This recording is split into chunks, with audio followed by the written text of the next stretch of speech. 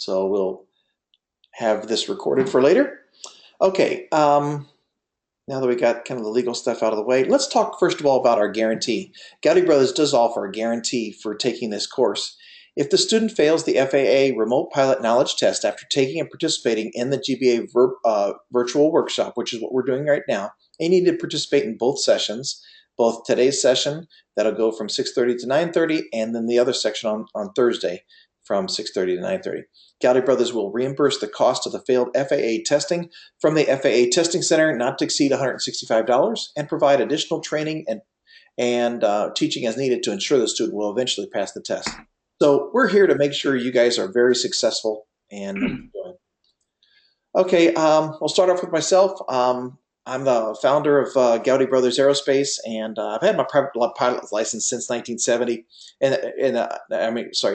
In the late 1990s, 1997.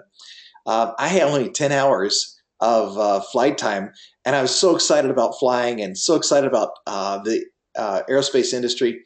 I went out and bought my own airplane, and my instructor thought I was crazy, but I was able to have all the flight time I needed to be able to fly the plane. So it was great. Flew the wings off of that thing, flew it to Des Moines, out to St. Louis, Kansas City, Milwaukee, all over the Midwest. It was a lot of fun. So Gowdy Brothers, I'm actually a private pilot. I've also have a Section 333. I received my remote pilot certificate too as well. And our company, Gowdy Brothers Aerospace, as you may well know, we have well over 800 clients worldwide that we provide consulting services to. And as I know, no other UAS consulting company are larger than Gowdy Brothers. So it's pretty cool. I'd like to introduce to you my compatriot in this. His name is Will Evans. Will, are you on the line there? Will, you there? I am. Okay, there you go. Excellent. Hey, Will, I wanted to go ahead and have you introduce yourself too as well. Okay. My name is Will Evans. I had the fortunate uh, experience of meeting Stephen Gowdy in a forum setting in Las Vegas, Nevada. Here, I guess a couple years ago, wasn't it, Stephen? Yeah, exactly right. Since then, we've formed a very good business relationship, uh, and it's an honor and a privilege to be working with the Gowdy brothers and Stephen Gowdy. So, to begin with, I received my commercial pilot's license back in 1991, and I flew quite a bit for different 135 operators, air taxi. I did some corporate work, and then the bulk of my experience of flying was flying for a private company that contracted out to the U.S. Forest Service as a firebomber pilot, dropping slurry on the forest fires all over the United States. From that point, I flew for many years, probably 20 years or so. About the time of 2008, I decided I was going to change careers, and I became a UAS, or Unmanned Aerial Systems, instructor for the United States Army down in Fort Huachuca, Arizona. And I did that for a couple of years, instructing soldiers and Marines how to fly. At that point, I decided that wasn't enough excitement for me, so I decided I was going to deploy and support the Joint Special Operations Command in 2010. And so I deployed to Iraq and Afghanistan, where I was embedded with different special forces groups and conducting training and also real-world missions using UAS over there. I did 6 tours, 3 in Iraq and 3 in Afghanistan. At that point, I came back here to the U.S. and Uh, and here we are, currently assisting Stephen in this webinar. Thanks, Will. The great part about it, Will has experience, and as we go through, we'll be adding color and insight as we go through this presentation. We are going to move pretty fast. It's almost like drinking out of a fire hose because there's so much information that needs to be covered. I would ask right now that you take notes. So make sure you have a notepad with you at all times. Start writing down notes. In addition to that, I thought I had a screen here handy. Bear with me, I apologize, but I thought I had another screen that showed you, yeah, exactly here. Let's go to this one real quick. If you need to ask a question or so forth, you can raise your hand. There's a little hand button here that will, let me see if I can get an arrow that's a little bigger. Right here at this particular point here, you can raise your hand, press the hand, it'll go up. And Zach Gowdy, our Vice President of Operations, is online too as well. And he'll be able to let us know that we have hand raised as well as asking questions. So those are the two ways to interface with us. So just click on the button to raise a hand. If you have a question, I will then unmute you, and then you can have an opportunity to ask your question at that time. Also, if you have a question and you want to ask kind of to the public, and Zach can probably try to text it back to you. It's kind of difficult to pay attention to everything all at the same time because I'm going to be firing away with a lot of information. So you can fill in into this box, in the question box, ask a question, and then Zach will probably get you an answer. If not, we'll try to follow up with you a little later on all the questions that are there. So make sure go from there. Let me go back a slide here just to make sure I'm covering everything I need to. So basically our workshop forum, we're going to give you an overview, terms, concepts. We're going to talk about materials, examples. We're going to talk about real life scenarios and go try to question you as much as we can on the material. I'm going to give you a lot of stuff to digest, and then we're going to try to ask you polling questions along the way. So, okay, the two important books, or two books that I would recommend that you really understand is, first one is this one, The Airman Knowledge Testing Supplement for Sport Pilot, Recreational Pilot, and Private Pilot. This is the open book that will be given to you. Kind of open book. It's a supplement, but the supplement has charts, graphs, and so forth that are in there, as well as some very important information. The questions will refer back to this book. But if you know this book backwards and forwards before you start, you will understand that a lot of information to answer the questions correctly are actually found in this book. So this is one. If you don't, I can't order one. I can get you information ordered. I think it's like $8 or whatever plus shipping. And it's an FAA book. The other one is the FAA's Pilot Handbook, and this is what this looks like. It's quite a bit bigger. It basically is the reference guide for everything to do with a pilot.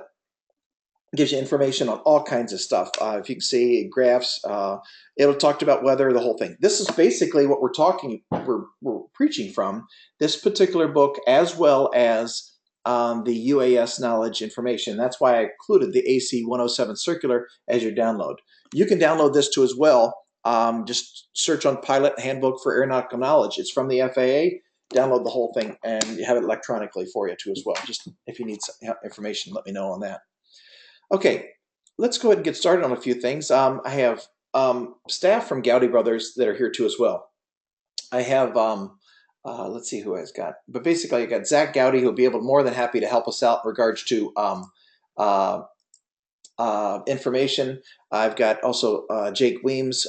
These guys also took the test and helped me create all this material too as well. So as we go through here. Okay, I appreciate it. If you have questions, raise your hand or go through ask Zach, and he can help you out.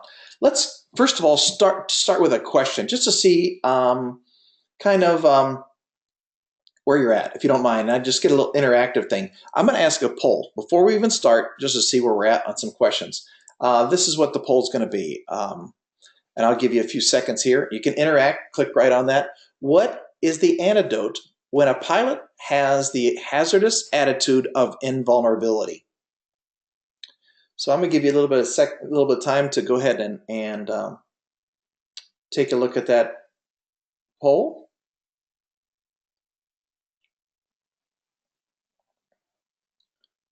So it looks like about half of you voted so far. Look, that's picking up. Very good. And yep, 100% have voted. Very good. I'm going to close the poll. Thank you very much. And I'm going to share the results for you. So basically, what is the antidote when a pilot has the hazardous ability of invulnerability? Now, the tough part about the FAA questions, as we're going to learn through it, is that you have to read the question very well. So the difficult part is that our eyes go immediately to, hey, what's the hazardous attitude of invulnerability? Well, invulnerability is that things can't happen to me. And that's usually where people get tricked up on this answer. C is it cannot happen to me is the attitude of invulnerability. But the FAA made it a little trickier. They said, what's the antidote when a pilot has the hazardous attitude of invulnerability? And those that answered, it could happen to me. 56% basically showed that it could happen to me is your antidote to that. Now, granted, I'm gonna go through this with you so you can you'll know exactly what we're talking about. But I wanted you to just start off with a quick little poll. So let's move on. I appreciate it. Everybody participated, so that's excellent. So there will be, and I'm going to go through this test talk as I go through, and I'll point out the questions that will specifically be on the test. And there may be a variation of the same question done 2 or 3 different times on the test for you. You need to know your books. And the books that they were referring to will be a couple different things. A chart supplement, formal, and the great part about it is they'll always say, formerly the Airport Facilities Directory. The other item you need to know is the AIM, Aeronautical Information Manual. You need to make sure you understand that. The Pilot's Handbook of Aeronautical Knowledge I just showed you, and the Airman Testing Supplement I just showed you too as well. So, and here's what the chart supplements look like. These are formerly the Airport Facility Directory, and I think the Airport Facility Directory ends up being a better name for it because inside these chart supplements / formerly Airport Facility Directory is, guess what? Airport facility information. It will tell you call frequencies of the towers. It'll tell you the times the towers are operating. It'll tell you how long a runway happens to be. Now, you may say to me, Steve, this is a UAS test, and I agree, but they're pulling from questions that are for private pilots too as well. So to pass the 60 question test, you'll need to know the Airport Facility Directory has information, has phone numbers at times to contact the local location. It'll give you addresses of things to be able to drive or mail things there too as well. The Airport Facility Directory is just that. It tells you about everything you need to know about that particular airport. Actually, I think it even tells ownership and things like that. The AIM, Aeronautical Information Manual. This is the Bible of all flight information. So if you want to learn things such as when an airplane pulls up and they make this signal, what does that mean? All stop. So it would be nice to know that information, but what they're going to ask on the test, so you understand, is they'll ask you if you want to know general knowledge about an airport or you want to know general knowledge about air flight or aeronautical information, where do you go? So if I want to know a particular frequency of an airport, I go to the chart supplement / airport facility directory. If I want to know about the paintings on a runway or taxiway lights for all airports, I would look at the Aeronautical Information Manual. And the Pilot Handbook, they'll have a couple questions in regards to that. That'll be general knowledge or on a broad spectrum of knowledge that's there. So let's keep on moving on. Thanks, guys, for staying with me. It's a lot of stuff I'm going to shoot through to you.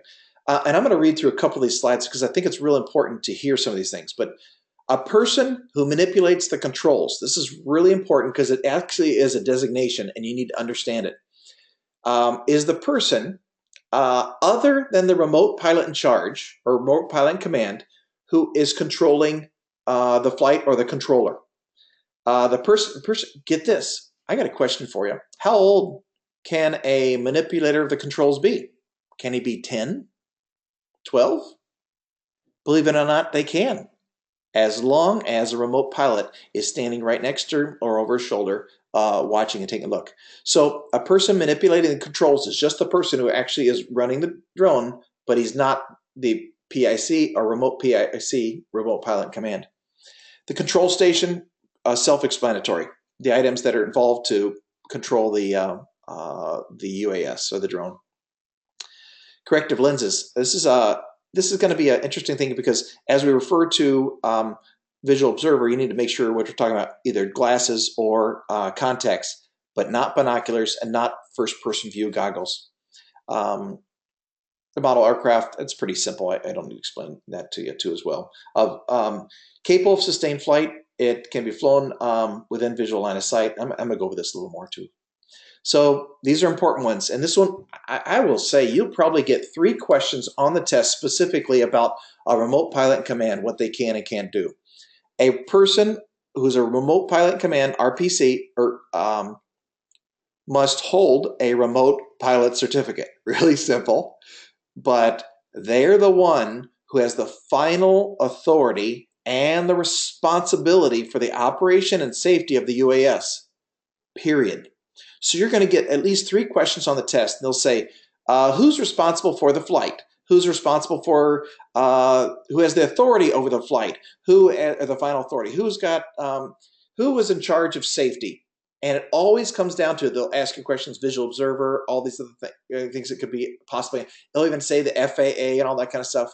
The remote pilot in command is who is in charge and totally responsible. Even if they're not manipulating the controls, they're watching over the person who's flying the drone. The remote pilot in command is always in charge. There, I saved you 3 questions. That's 5% of the whole test right there. Right there on those 3 answers. They'll ask you what the definition of small unmanned aircraft.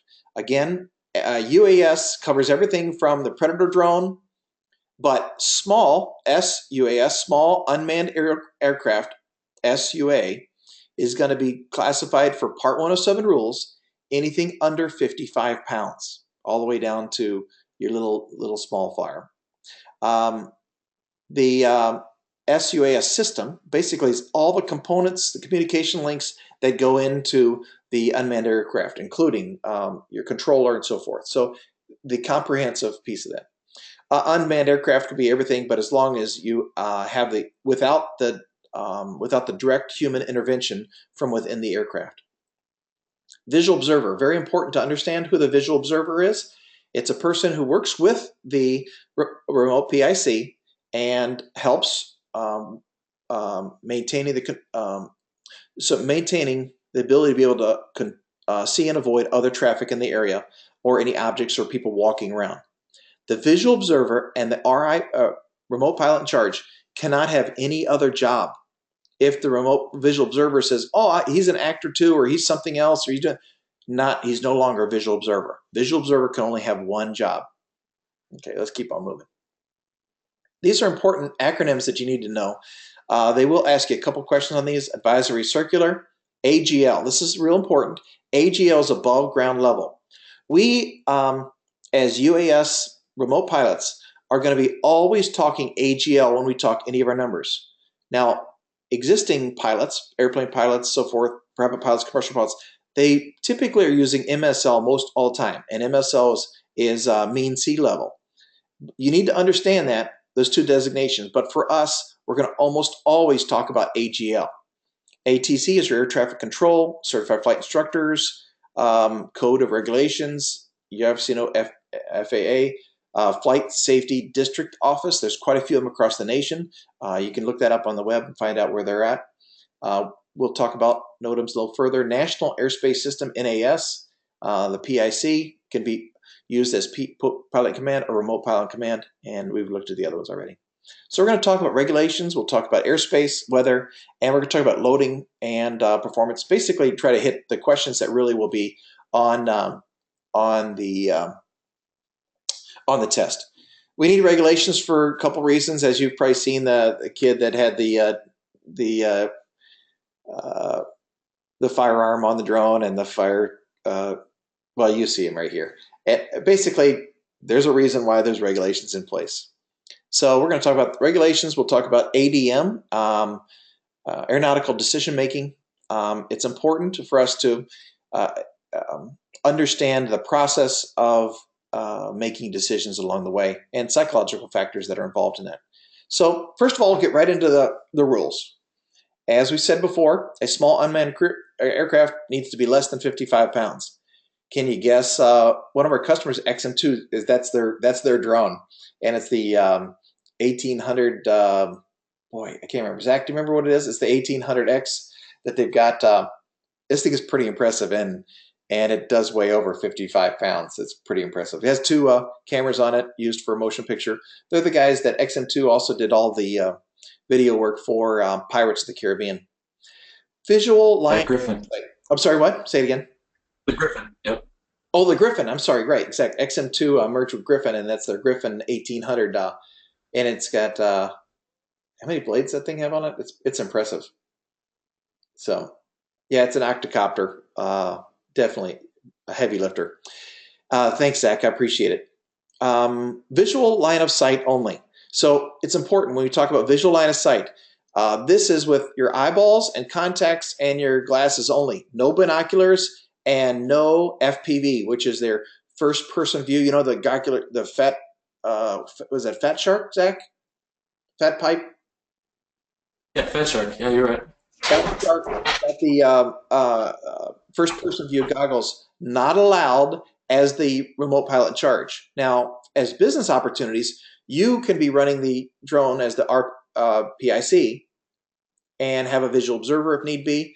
And maybe you can even have your the engineer, if you're doing work, they can have the FPV, but you as the remote pilot cannot be running the drone from there. You have to have visual line of sight of the drone at all times under the new Part 107 rules. No operation over non-participating persons. That's just the straight out rule. Talk to me later and I'll show you exactly how Gowdy Brothers has talked to the individual that had to write the Part 107 rules, Brandon Roberts, and I can give you insight on how to actually operate in such a way so that you're not technically operating over non-participating persons, but yet operating maybe even as close as 5 or 10 feet from a person, or even in a stadium. So we'll talk about that a little later. But to pass the test, the important thing is no operating over non-participating persons. And let me clarify here, because this is important. Non-participating persons are only limited to two classifications: the remote pilot in charge and the visual observer. I know under Section 333, it was set up in such a way that non-participating persons could, or participating persons could be actors and people who were around the set and so forth, or you could somehow get a whole bunch of people classified as participating persons. That's not the case under 107. Participating persons are limited to two classifications: RPIC and visual observers only, not actors or anybody else. So just make sure you keep that in mind. Operation of your drone has to be during daylight and up to including civil twilight, which is 30 minutes before sunrise and 30 minutes after sunset, local time. There will be two questions on that. And if you are operating during that civil twilight period, you need to have the appropriate anti-collision lights. So it's important to understand that. And there will be a question on that for sure. Okay. Pretty simple rule. You must yield the right of way to all other aircraft. And I think it actually might even say all other aircraft, even its other drones. So it's kind of a weird deal. But you do not need to use a visual observer like you did under Section 333. It is not required. And you are allowed, I said that you're not allowed to operate from a moving vehicle unless you're in a sparsely populated area. Now, between me and you, sparsely populated isn't really defined. It's left silent on purpose for you to figure out what is the most effective way for you to operate your drone. But frankly, just want to let you know, you can operate from a moving vehicle as long as you're in a sparsely populated area. I think the question they had on the test happened to be something about a boat out on a lake, which is considered sparsely populated, just to let you know. And real simple, no careless and reckless operation. So, go from there. Okay, As a remote pilot in charge, you need to make sure that you have a pre-flight inspection no matter what. One way or another, you're responsible to inspect your UAS before it's taken off, which is make sure batteries, everything's secured correctly. I mean, there's a whole types of checklist. Matter of fact, if you want to, you can ask questions with myself and Will. We can get you a whole different types of checklist based on equipment and all that kind of stuff in regards to that if you need to. But for right now, just know for the test, there will be a question that basically says, does the remote pilot need to have a pre-flight inspection? And the question is absolutely. Okay. This is an important one too as well. You're not allowed to fly your drone if you know it's kind of self-certifying. You have to certify your own self to know if you have any physical or mental issues in regards to have a safe operation or would interfere with safe operation. There's tons of jokes that can go along with that one on how many people are, whether you're really mental or not, or actually can fly the drone or not. But it's important to understand that one. I'm going to interrupt right here. There's one, I'm going to throw this in here and I'm going to cover it again, but I talked to a couple people today that actually took tests, and this one came on there quite often now. How long do you have to wait for when you take an alcoholic drink? It's the bottle to throttle rule. And just if you're thinking about it right now, I'm going to give you the answer, but it's 8 hours from the last time you took a sip of alcohol until you can operate a UAS. Now, there was another question, and I don't know the answer to this one that came out today. One of my friends from University of Texas at one of the biggest campuses there. They got like 40 or 50,000 students there. And he's running their UAS operation, and he had a question that I couldn't quite answer. I don't know yet, so I'll have to figure this one out. But it basically asked if you had a mixed drink, how long do you have to wait? And I'm going to have to do some research on that. Maybe I can have the answer by Thursday for you. But he said he had that on the test, and he didn't know. He just guessed. You know, it was a 1 hour, 2 hours, 4 hours, or so forth. I'll have to do some research on that one. Okay, let's keep on going. Everybody's got to register, including the foreign people and so forth. Foreign owned UASs, I'm sorry. You can't carry hazardous material. That's a no one. Now, this is basically just done for Amazon and eBay and all those guys that want to do transport of property. But if you have a business plan that wants to go there, make sure you understand these questions, because there will be at least one question on there. You are allowed to transport property as long as it's all visual line of sight, and you're not doing it from a moving vehicle, and it has to be within the state or territory. Very important. There are definitely two questions on that. You need to make sure that when you do transport property for someone else, that it is securely attached. It will not affect the flight characteristics or controllability of the drone, and everything weighs under 55 pounds. Just remember that. Okay, back to what I said before. FPV is not allowed. Does not satisfy the see and avoid requirement. No speeders. You can't go over 100 miles an hour. This is a real important one. How high can your drone fly? I think everybody knows 400 feet. Remember, AGL. Now, here's what's great. If you are evaluating a building or a tower, you can fly up to 400 feet above that particular structure. So if you've got an antenna tower that's 1,000 feet tall, how high can you fly? The answer is very good, 1,400 feet. So 400 feet above it and 400 feet to the side of it. And you're still within 107 rules, and you do not need to get any waivers. That's actually the rule. So they're going to ask you two questions on the test. They will point to a sectional chart, and they will point to a tower, and they'll say, how high can you fly above that tower? So you'll take the AGL, and which we'll learn later is the smaller letters. You take the smaller numbers. You'll take the AGL number, add 400 feet to it.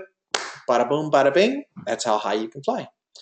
And always 3 miles visibility, no matter what, 3 miles. If you have less than 3 miles visibility, you cannot fly.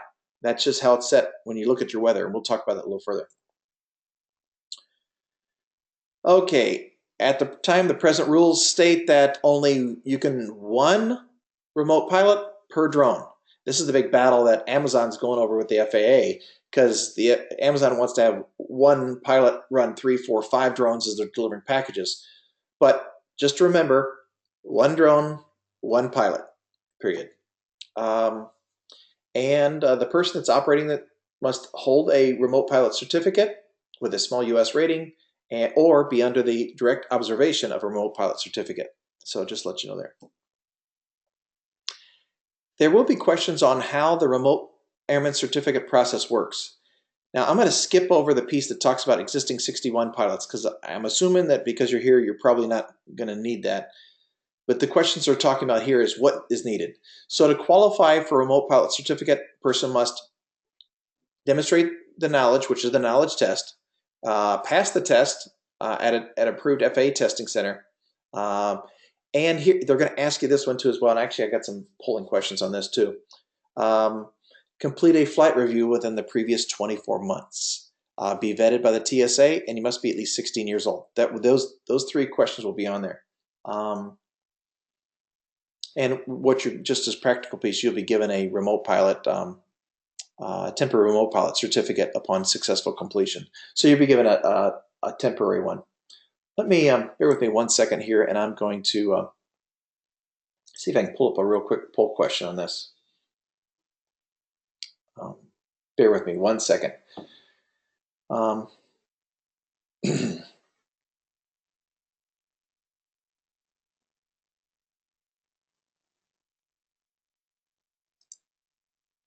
Okay, let's launch another poll here. A person whose sole task is watching the UAS to report hazards to the crew, the rest of the crew is called. Okay, okay, 38% of you are voting already. A person whose sole task is watching the UAS to report hazards to the rest of the crew is called. 100%. Very good. Good. I'm going to close the poll and I'll show you the results. Excellent. You guys all did perfect. Exactly. Visual observer. Okay, let's keep on moving on.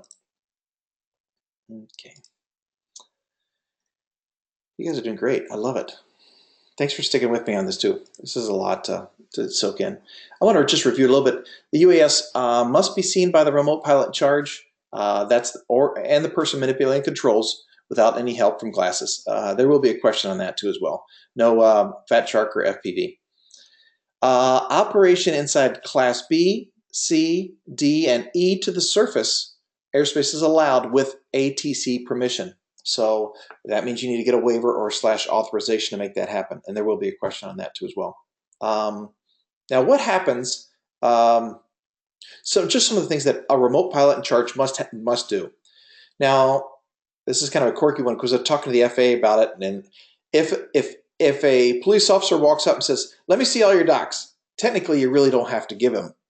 But if an FAA official walks up and says, "Let me see your remote pilot certificate, let me see your waiver, let me see all this kind of stuff," you need to provide that to them and make those documents available to them in a reasonable amount of time. And actually, you need to carry all that stuff with you. So what happens if you have an accident? God forbid that you have an accident, but let's say you do have an accident. When do you need to report it? The answer is 10 days. You got 10 days to report. Forget all those other rules before. 10 days to report it. What do you report? You report only when there's personal and property damage of at least $500. So if it's $499, no need to report. But if it injures a window and the window replacement is $501, guess what? You need to file a report of a damaged UAS or the report of damaged UAS within 10 days. And there's a place to report that on the FAA website. Okay, again, got to provide that pre-flight inspection and ensure that the drone meets the requirements under actually Part 191, which is basically making sure the drone is registered. This is an important one. Let me just say, side note, you're not going to get, this won't be on the test, but these are the 2 things that are most important because it'll cost you money. If you operate a drone and it's not registered, It's a $11,000 to $13,000 penalty for every occurrence per day. If you operate a drone and you do not have an airman certificate, the remote pilot certificate, again, it's something like $11,000 to $13,000 per day per occurrence. This is no joke, and there's already been a $1.9 million fine that's been given. So these are the two most important things. Aircraft registered no matter what. It only takes $5 to go online to get that done. And the second one is making sure you have your remote pilot certificate with you at all times. One thing I'm going to tell you, it'll talk about NOTAMs, and I want to make sure you understand. NOTAM is a notice to airmen. There's a place you can call in and report a NOTAM for all kinds of reasons. But it's important for you to understand what a NOTAM is and why it's there. It's there for all kinds of reasons, but it could be something for a hazard that's happening, or an air show that's in place, or a parachute that's dropping. All kinds of stuff, rockets that are being launched, weird stuff that's going on. They'll file a NOTAM. And many times, like let's say a tornado comes through Minnesota. Well, they file a NOTAM saying keep all your airplanes at least 10,000 feet out of there. Now, you need a special permission to be able to operate in that particular area if you are doing, let's say, hazardous evaluation. One of our clients was down with Hurricane Matthew, was working for the power company. We gave them all the regs they need to do to get an immediate fly at night waiver and to be able to fly in the hazard zone, because they filed a NOTAM saying, hey, all planes need to be out of there unless you have certain permission. Well, no drones were allowed to have any permission unless you called Washington, D.C. You filed these three things that we showed them what to do, and our operator was able to operate just after the hurricane went through and was given all the permission to do that. Now they get immediate waivers to operate at night and do some things like that. So it's important because NOTAMs are filed, and if you violate a NOTAM, now this is where it gets really intense. And I will tell you this, just as a little tidbit, if there's a fire around and you want to go fly and you don't, and there's a NOTAM or something like that that's going on, like a forest fire or something like that, and you fly your drone, I will assure you, you will be the poster child and you will probably never fly a drone again. So it's important to make sure you understand the NOTAMs are out there, know where to look, and you're just aware of what's going on. Now, as you well know, there's an election going on, and you got 2 candidates flying, 3 candidates flying all around the nation, sometimes 3, 4, 5, 6, 8 cities at a time. They file a NOTAM for every time these guys come in and out of town. Sometimes these NOTAMs go up to 35 nautical miles, so you're not allowed to fly anything off the ground while they're coming in and going out. I don't know if you guys remember that. You're old enough to remember. Remember Clinton landed into LAX and he did a haircut, and the meeting time haircut was only like 20 minutes, but all air traffic in the entire area was grounded. So here he is taking a haircut on Air Force One at LAX, and no plane could land. It was disastrous. It was a bad PR thing. But just to let you know, so making sure you understand, can't fly in that area. What are things? NOTAMs for all kinds of stuff, but just make sure you understand that what a NOTAM is and what it's filed. You know what? I'm going to skip going over the details. There's no questions in regards to how a NOTAM is laid out and how to read it, but it's important. There is a question about waiverable activities. Underneath Part 107, the FAA allows you to have 9 different waivers that can be applied for to go outside of the Part 107 rules. And so they've predetermined these. And these are considered waiverable activities that can be conducted under a certificate of a waiver. And we call that Part 107. It goes like Part 107.29 is a waiver to operate. It says daylight hours, but to operate a waiver from operating daylight hours so you can operate at night. So, and that's one of the ones that a lot of people are applying for, to be able to use that real estate pictures at night, things like that. Let's talk about risk management. You know, before we do, let's grab another poll here. I'm going to see if I can grab one that I just talked about.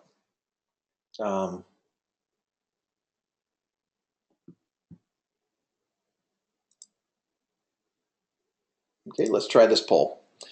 A person without a Part 107 remote pilot certificate may operate a SUAS for commercial operations.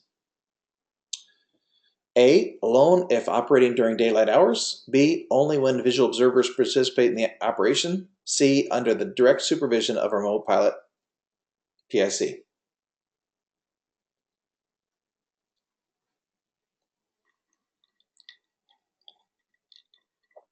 Oh, okay, you guys are everybody's here. I love it. Close the poll. We'll share the results. You guys are listening. Excellent. Under the direct supervision of a remote pilot certificate, or remote pilot in command. Thanks. I appreciate it. That's good. Okay, let's keep on moving on. Okay, risk management. It's important that we understand risk management. The FAA looks at it and says, okay, you need to have a plan in place to handle risk or hazards as they approach you. And they call this ADM, aeronautical decision making. So they're going to ask a question. They'll say, okay, this is a illustration of what? And they'll give you two crazy ones, and one of them will be aeronautical decision making. So how you make decisions. Aeronautical is the overall approach to how you look at this. And you need to make good decisions because things happen. So let's take a look at how it works. And it's very simple, but it just helps you think correctly. It's a systematic approach to be able to, okay, I'll read it to you. It's an approach to the mental process used by pilots to consistently determine the best course of action in response to a given set of circumstances. So what ends up happening? A situation arises. Boom, whatever happens to be. A cloud appears. Somebody's in your way. All these kind of things that can happen. Situation appears. Then what you need to do is, first of all, look at what are your options. I can land the drone. I can go high, go low, go left or right. I can remain stationary. What are my options? Then you have to choose the correct issue that's there. Okay, I can actually go higher, and it will extend my ability to be able to make a decision. So you choose that, you act on it immediately, then you go through the process again. I evaluate, how did it go? Now, is my situation less or is it worse? And then go through that same aeronautical decision-making process again. Many of you guys do this intuitively already. The FAA wants you to identify that you need to have a decision-making process. Because a lot of people could say, well, I could have done that, but I didn't choose it. And I saw that was what was good, but I didn't act on it. So go through this process and then reevaluate. Continually go through this process.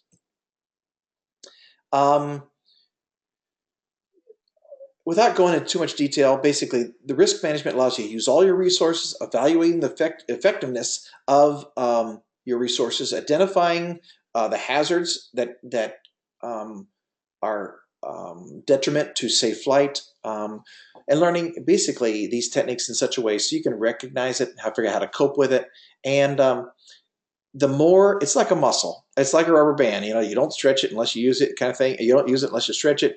Same thing with that muscle. Once you understand and can analyze risk management, you'll be able to, in such a way, make these decisions quicker, faster, more efficiently, and go from there. There's levels in regards to this. And I'll just say, accepting no unnecessary risk. There's no reason to accept unnecessary risk. So as you look at it, making the decisions at appropriate times, and then weigh the benefits. What's the danger, loss, what's the cost, all that kind of stuff that goes on with this. And then try to integrate it in such a way that you integrate it in all your decision-making process, not just in you're flying your UAS. There's a thing called PAVE, P-A-V-E, which is basically the 5 risk elements that are involved. The pilot, the aircraft, environment for E, V, environment, and external pressures that are involved in it. You understand the pilot? Most of the time they tell you that the error is with the pilot, 70% of the time. So taking a look at it, you can actually analyze yourself. What are you making good decisions? Do you have stress? Do you have all this kind of stuff that's going on there? Try to figure out how to minimize that so you can actually evaluate those risk elements. And then take a look at the rest of the pieces that are involved in there. And just by the way, let you know, we're recording all this so you can have a recording for yourself. I'm going to give it to you guys. I'm also going to work on making sure that you guys have access to the slides and go from there, as well as access to our learning center. We have a learning center, which I think many of you have already participated in, but has over 130 questions. It's got all this in more detail. So I'm giving you access to that too as well. If you don't already have a login to that, make sure you email me at info@Gowdy Brothers, Zach or myself will get you access to that learning center right away, so you can practice your tests, take them over and over again. We have over 1,500 practice tests that have been taken. So we're doing really well with making sure students can understand the tests and questions. Okay, ADM is the overall. Your aeronautical decision making is your overall process, circular process. Now let's drop down a little further into your crew resource management. They're going to ask you one specific question on crew resource management, and it will be, who is your crew? Logically, who is it? It's you, the pilot in command. You're the manipulator of the controls. Your visual observers. This is your crew. So many times it's focused then down into one, the pilot, but you have to analyze what crew, what resources do you have? Do you have multiple visual observers? Do you have multiple remote pilots? What is in your control as the crew to be able to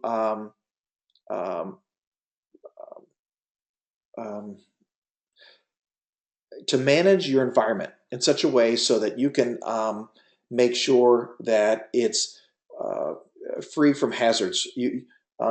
Basically, I think the last one here, crew resource management, and they call it single pilot resource management. Those are kind of similar. Helping pilots learn how to gather information, analyze it, and make decisions. Those are important things. So analyzing your crew. So I think that's one of the, because there's one question in regards to that, just specifically on crew. Two defining elements of ADM: hazard and risk. Hazard is real and or a perceived condition, event, and circumstance that a pilot encounters. So hazard happens. Not much you can do about it. Now you have to assign value to the potential impact of the hazard in regards to risk. So some risks or some hazards, some risks that are there, you analyze it. Hey, that's not really a big risk. Some of it are massive, and you need to make decisions immediately. So therefore, okay, I'm going to jump onto a new topic here. Before I do, let's jump back to another poll to make sure to keep everybody alive here. Go from there. Will, I haven't had a lot of things for you to jump in on, but let me see if I can find a poll here. Oh, I'm sorry, hang on. I did that wrong. Hang on. Let me grab one here.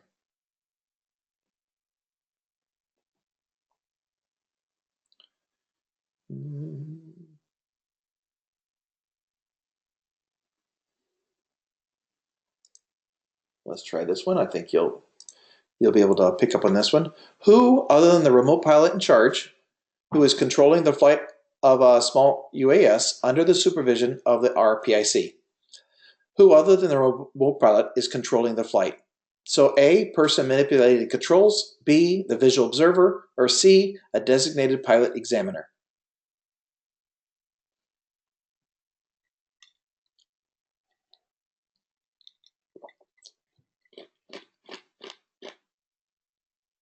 Excellent, 100% are voted. Close the poll, and I'll show you here right here. Everybody did great. Person manipulating the controls. Excellent, love it. You guys are great, love it. Let me, am I cutting off my head? That's a little better, can everybody see? Okay, let's keep on moving on. We are going to take a break. Zach, when are we going to be taking a break? Do you know off the top of your head? Got another half hour. Okay, half hour. So we can hang in there a little bit. Okay. This next slide here is crazy important. I'm now it's a little fuzzy here, and I apologize, but I am hearing people that don't pass, that don't take our course, and so forth. They're coming back to us, and they missed it because they had no clue on these hazardous attitudes. So, and it's one that you kind of have to know. You can guess a little bit, but it's difficult. You kind of have to read it and make sure it's there. So I'm going to go through this. Individuals that hazardous attitudes, anti-authority, which many times the word would say, "Don't tell me. You can't tell me. You're not the boss of me. No one can tell me what to do." And they end up being resentful for somebody else. And the end result is they're taking a disregard of the rules, regulations, and they're not doing the correct activity. So because they have an attitude of anti-authority, because if they want to be the rebel, the issue happens to be is they're not flying correctly. They'll make decisions that are incorrect. So the antidote to that is follow the rules. They are usually right. It goes totally against the anti-authority person, but you need to recognize that if that's part of your personality make. So impulsivity.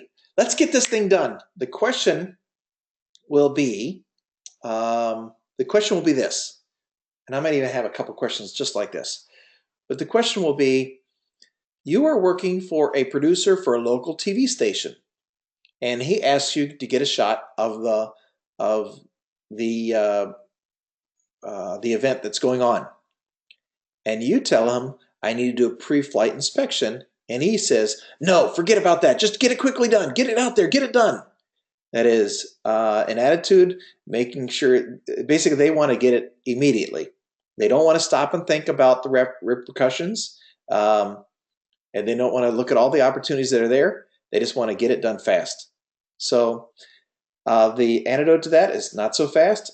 Think first before you do it. Go through their process and procedures.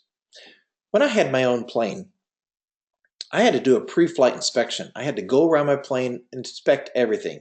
The everything from the tires to the struts to I even took a little device and pulled out the bottom little piece of each one of my gas tanks to see and pull off of the water. Since gas floats, water sinks to the bottom. I pulled off the very bottom of the gas, the fuel that was on there, to see if there was any water in there, because water inside your engine is disastrous when you're up at 5,000 feet.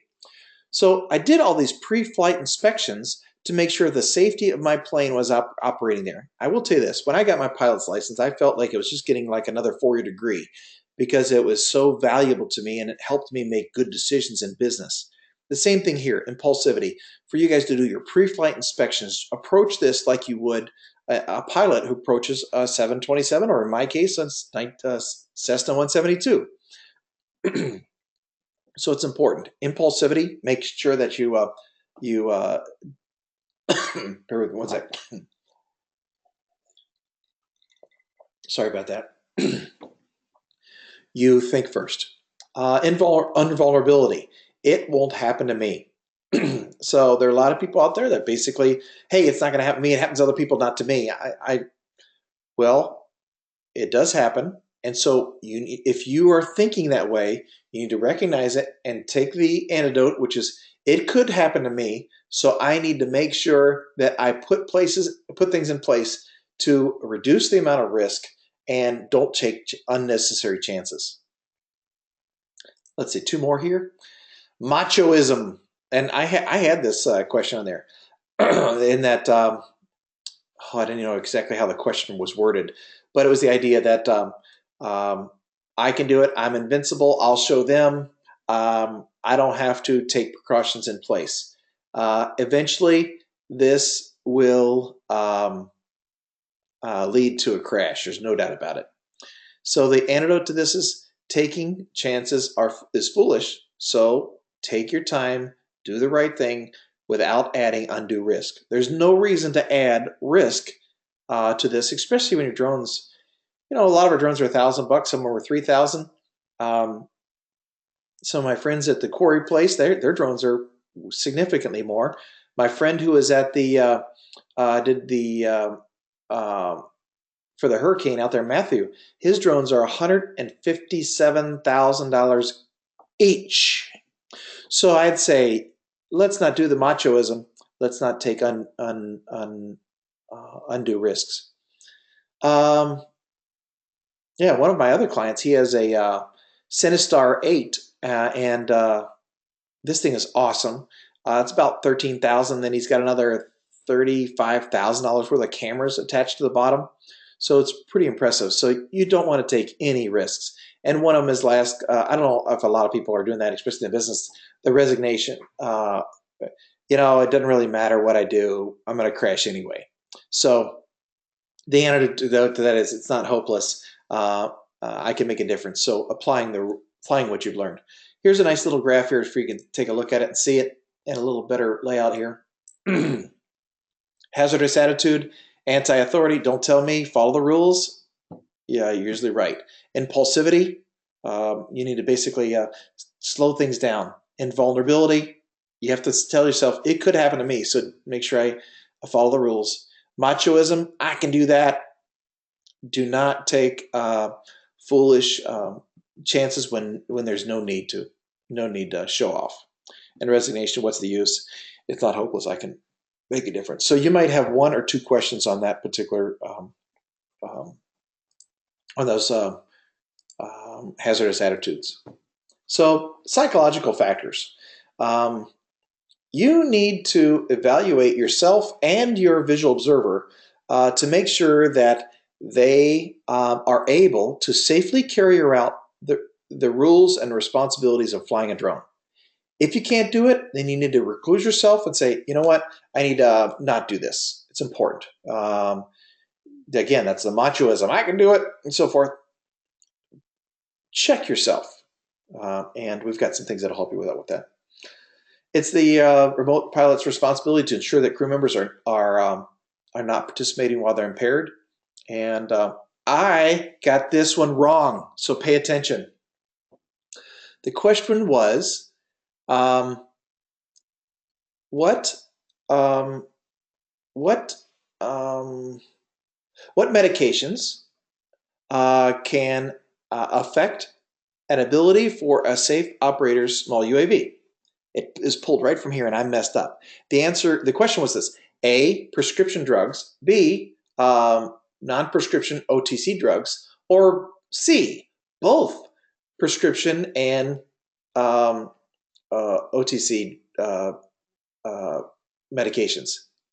And I, like an idiot, I checked C, which is both. I figured, hey, I forgot this particular paragraph that talked about, remember, it's trying to remind you that over-the-counter medications can affect your ability to operate.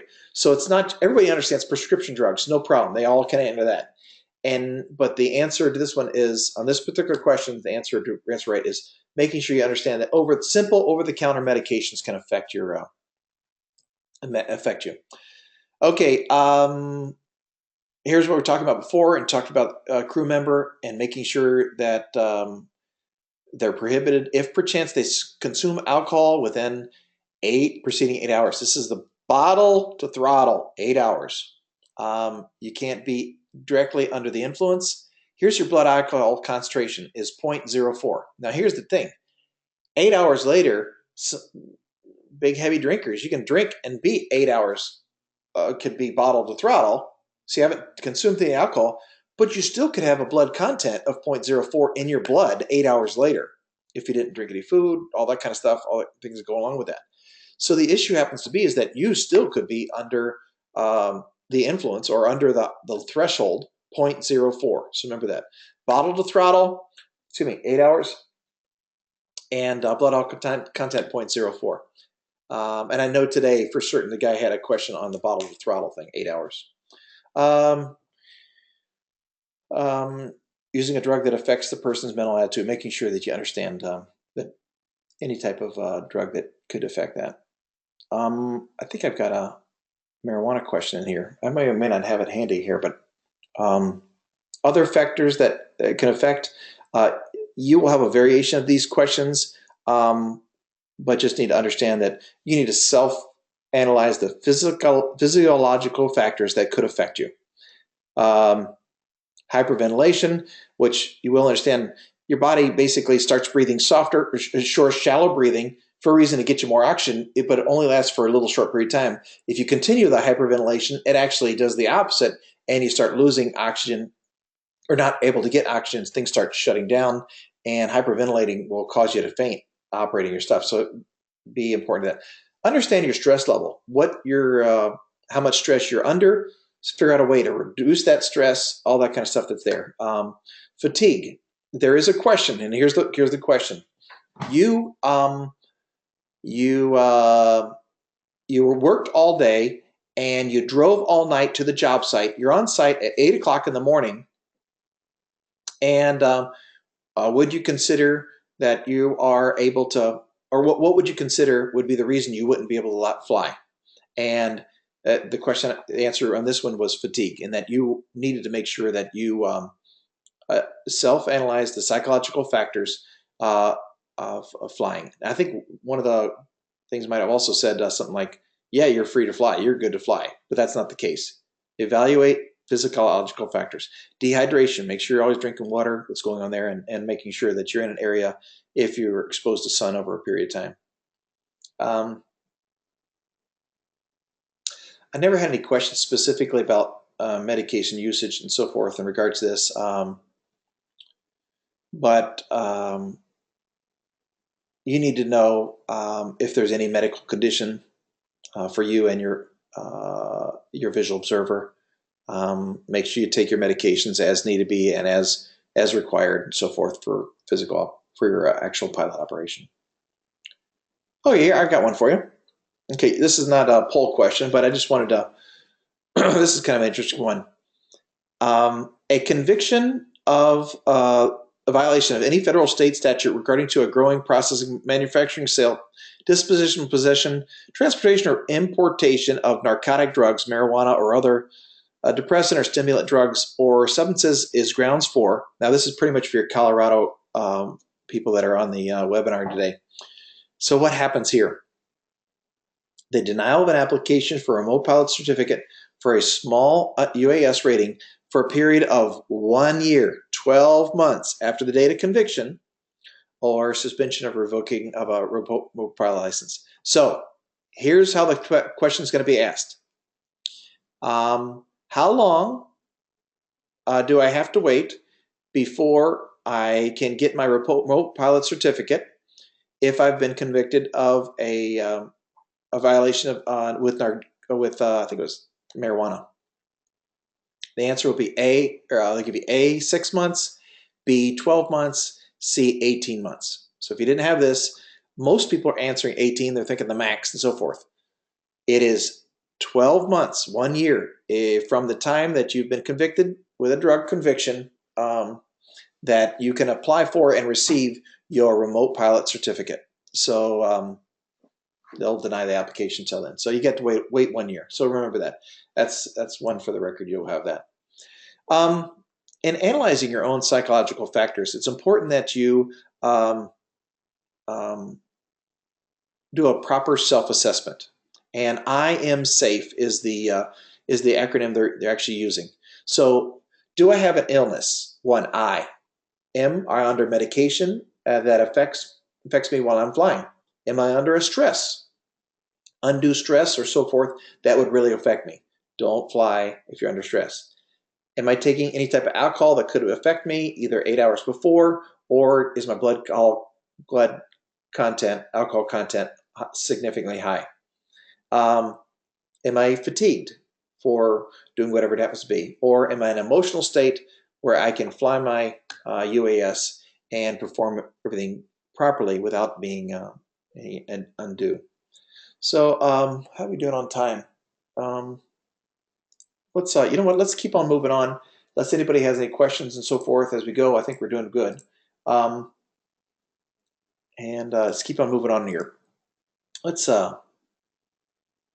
take a break. And Zach, do you want to take a break at 8? Is that what you're thinking? Yeah, we've got another 10 minutes to be an hour and a half.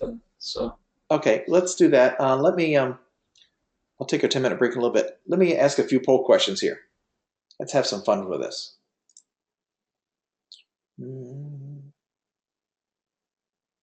Let's try this one. According to the 14 CFR Part 107, what is required to operate a small UAV within 30 minutes after official sunset?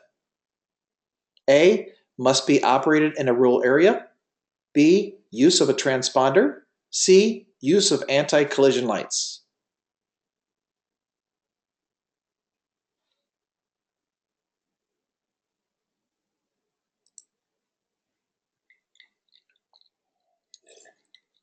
Hey, you guys are great.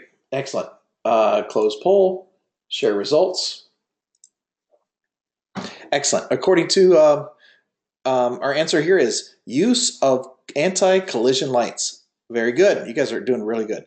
The use of a transponder, without getting too complicated, the transponder, ADS-B is what it's called, is the newest version for 2020 that all planes have to enter into Class B, C, and D, and E airspace. Actually, B for the most part.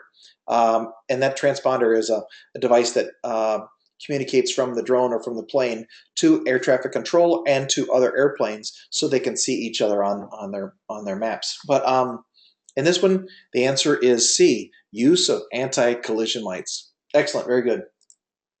Let's pick up another one here.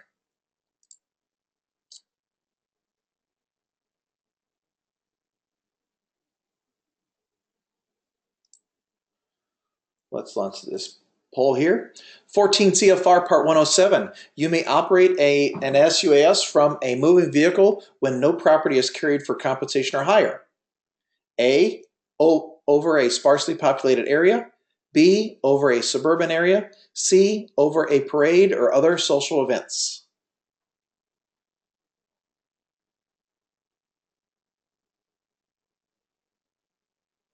Okay, I got 88%, still waiting on one.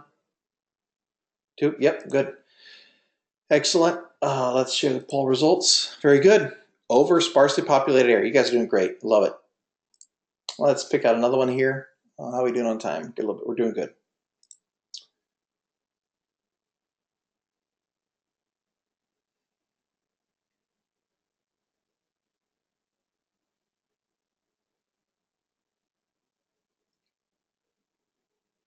Let's figure out.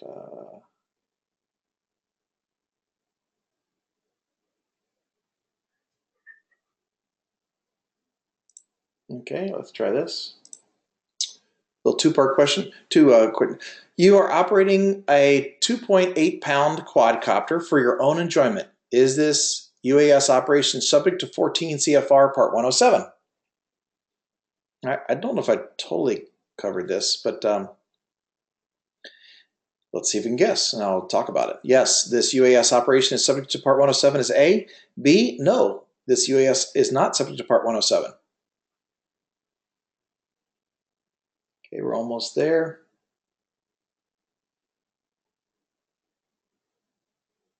Okay, close poll, show results. Okay, a little bit of guessing here. What I didn't totally understand to explain to you is for your own enjoyment. There's a difference between operating a drone under recreational purposes and under commercial purposes. FAA, for the most part, in the past has kind of decided if it is for an economic benefit, it needs to operate with a Part 107 or a Section 333. If you operate your drone for your own personal enjoyment, you do not sell any of the pictures. You do not even at the time think you're going to sell those pictures. They even talk about that. And you operate it for your own personal enjoyment, and then you are not subject to the provisions in Part 107. So just to let you know on that. So give you an idea. So you can operate your drone as long as it's registered, aircraft registration, and so forth. But you can operate in your backyard all day long, even if it weighs 2 pounds. So, okay. Let's go ahead and do this. I'm going to go ahead and take a break right now. My clock says 7:50. Is that where everybody else is, I think?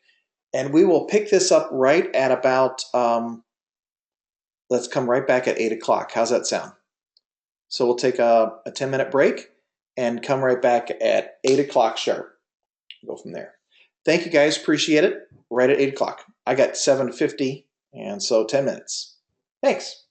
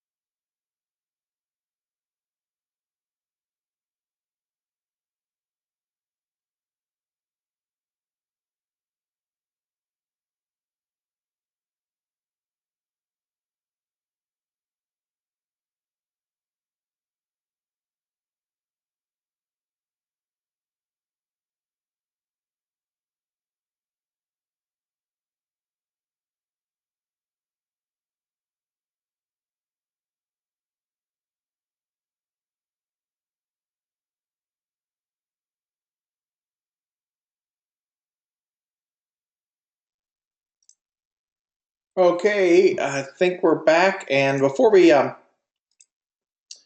we're waiting on people to get back, let me show you my screen. This is what came in the mail. I took my test the second day, the day after it was available, and I went online. I hope you can see that. This is the little green card that they send back to you with your remote pilot certificate with the UAS designation on it. So I think hopefully you can see that. Hopefully that's about right. So it comes in the mail, and actually my pilot certificate, I don't know if I have that around me. I don't have it with me. Almost looks identical to that, except for it doesn't have the UAS designation on it. So it's a nice looking little card. You sign the back and you're good to go. So you need to carry that with you at all times. Okay, while we're waiting for maybe everybody to be back on, let's go ahead and take a poll. I got a poll here for you.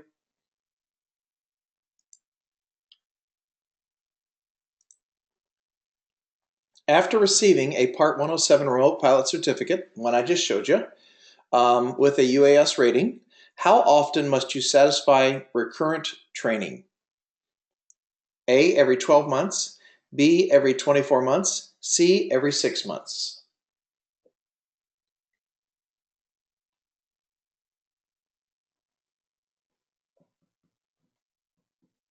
Okay, looks like we're doing good on the polls. I think we're waiting on maybe one or two more people. I'll give it a few more seconds. Okay, excellent. So let's share the results, and everybody is listening. After receiving your Part 107, you need 24 months. There'll be some type, here's the thing, they haven't actually decided what it is, but just know in 24 months, there'll be some type of recurrent training or retake the test or something of some sort. They're still working on the details, but the end result is that 24 months is the answer. Very good. Excellent. Okay.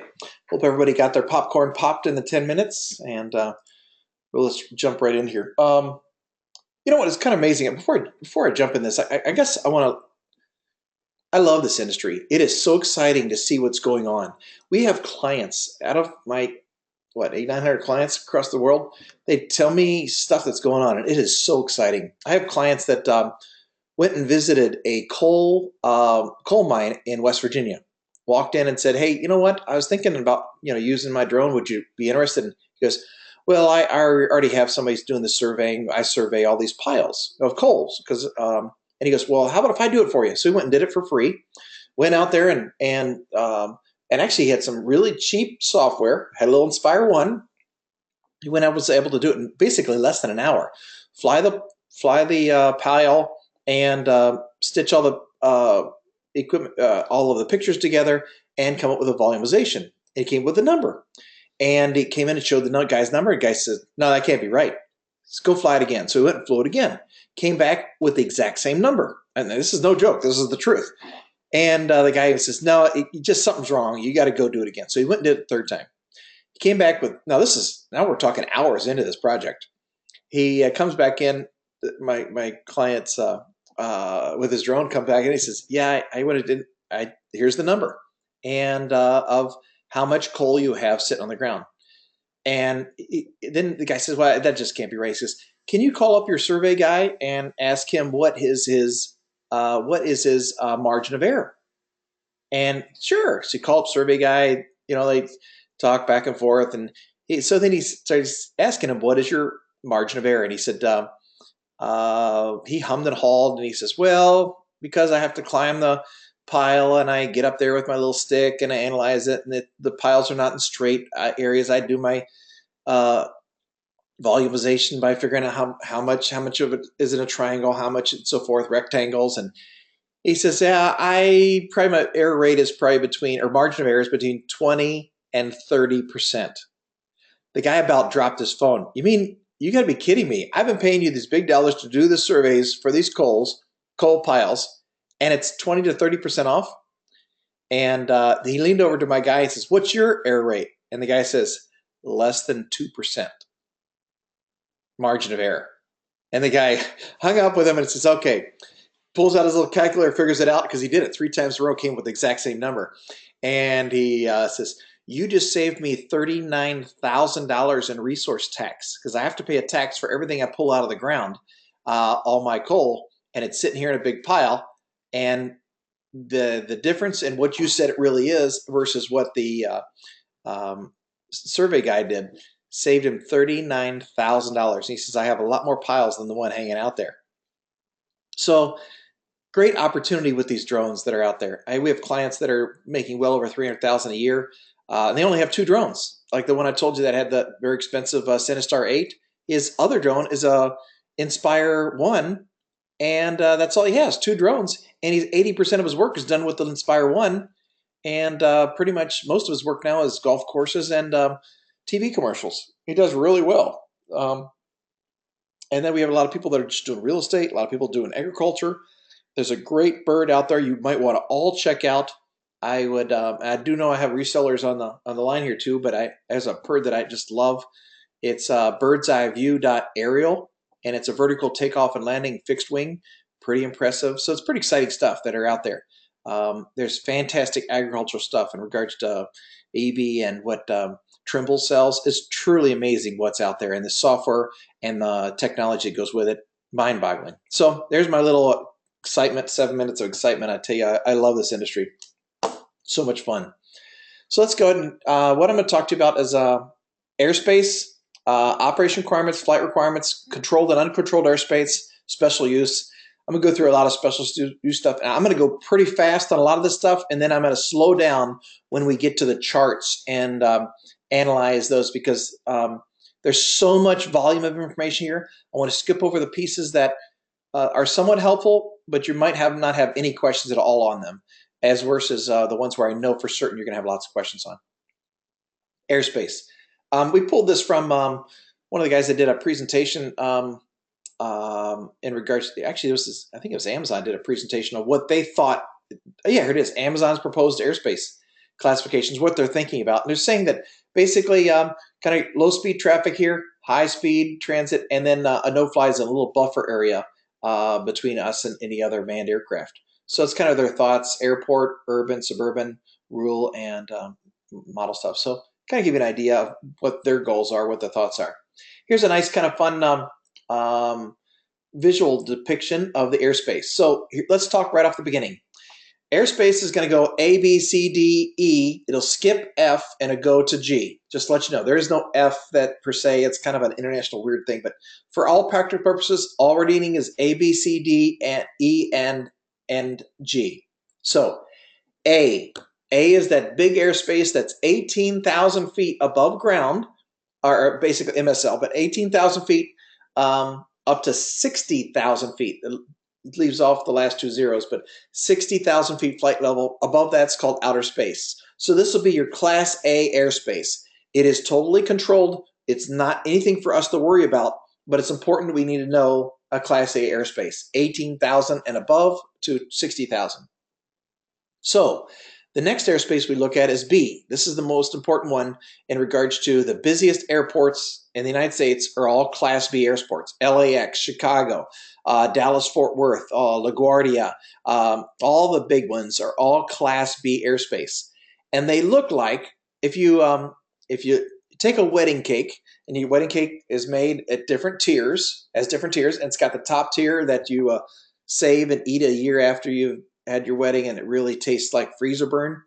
That top tier, if you turn it upside down, that top tier fits all the way on the surface of the ground.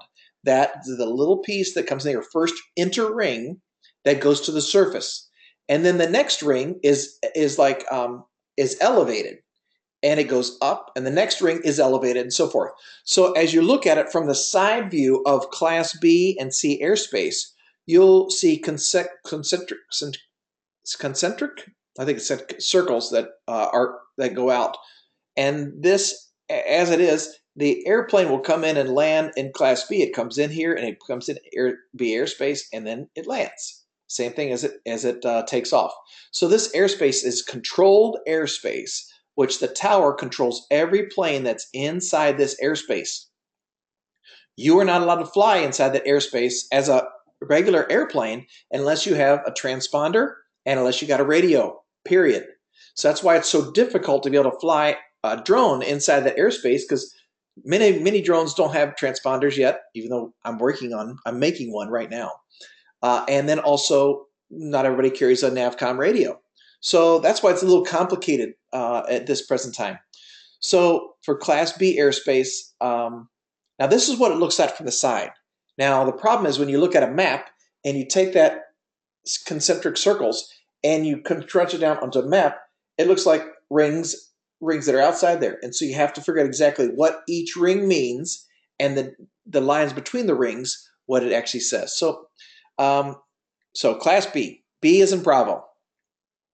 C is your next level of class, and there's probably about 114 airports that fall into Class B, the biggest ones.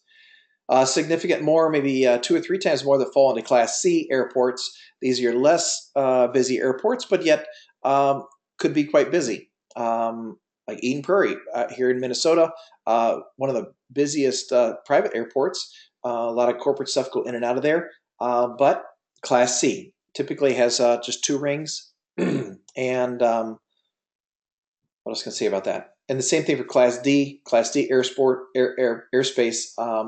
controlled airspace. Sometimes it could be controlled only during business or daylight hours, or during limited time, and maybe then reverts back to Class G airspace during that period of time, maybe.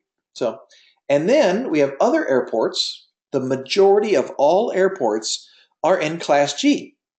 There's a lot of grass strips. There's a lot of smaller airports, little municipal airports that fall into Class G airports, like right here. And these are non-towered airports that could be with instrument or non-instrument approach. And these guys are in Class G. Now, the beauty for us as operators is that we can operate near airports that are in Class G. We can operate over airports. Again, the most important thing is, as long as we do not cause interference or affect any safety of a manned aircraft in or around Class G airspace. Because now there's nobody there to watch us. There's no B, C, or D guys with air traffic controller giving us authorization to be in that space. This is Class G. It's open for everybody, so you need to be able to play nice with everybody at the airports that are there, including all the airspace. So when you see another aircraft, I'd bring your drone down, so forth, those kind of things. So that's just a little insight there. Let's take a look at this a little bit different with a little different map. Give you an idea. Now, Class B, here's your concentric circles. And now here's what's interesting. I'm going to talk about Class E that's elevated. Either it's 700 or 1,200 feet above ground level. And then I'm going to talk about E, where the space actually goes to the floor. So there are airports that just have Class E airspace, or there's Class E airspace that's attached to another, maybe a Class D or C or B airspace that's attached that goes to the surface. For UAS operation, it's important to understand, and for all the test questions, we're only interested in Class E airspace, echo airspace, that goes to the ground or to the surface. If you look at E airspace, it's elevated up here above 1,200 feet, this up here.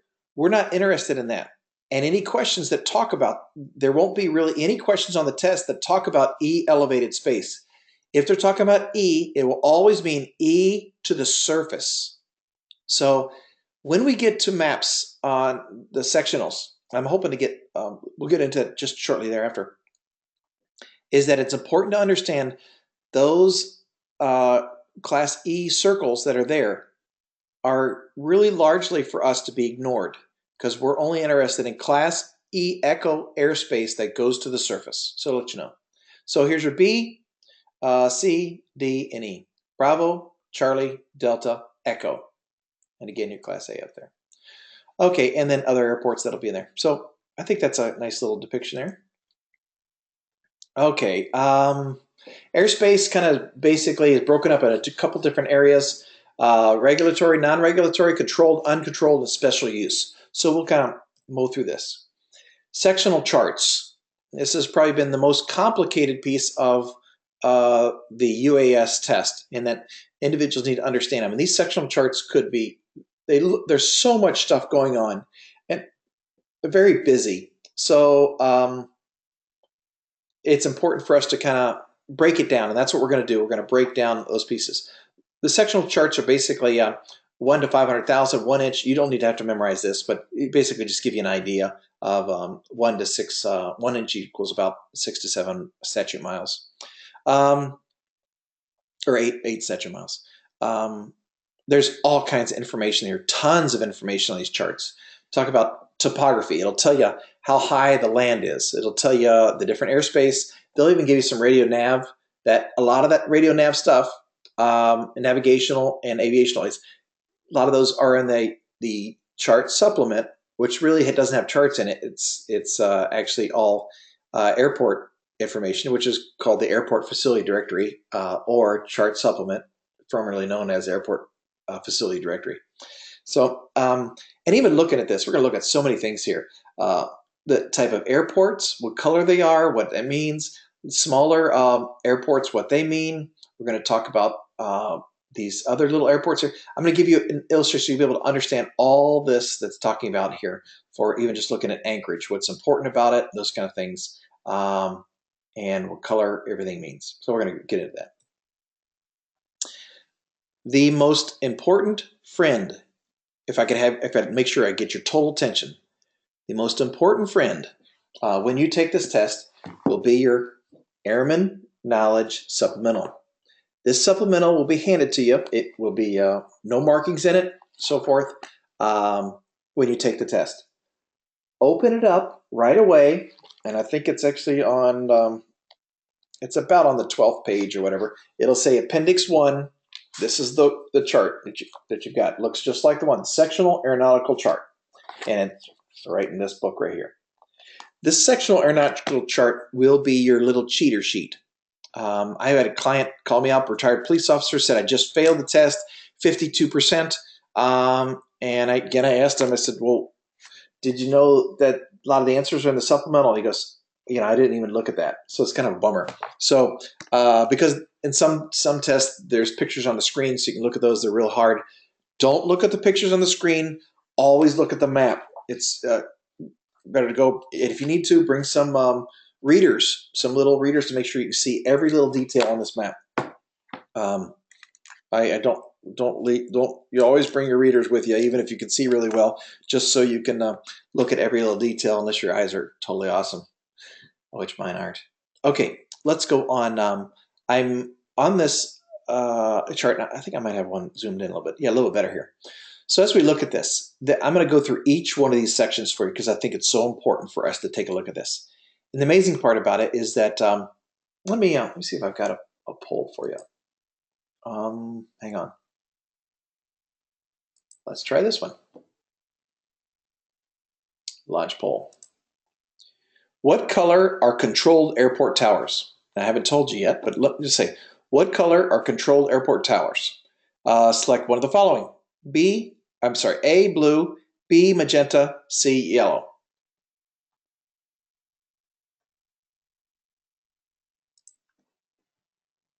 Everybody's doing really good, throwing their votes in there. Okay, excellent. I had to turn off my camera so I could take a little sip of my pop. Okay, show the results.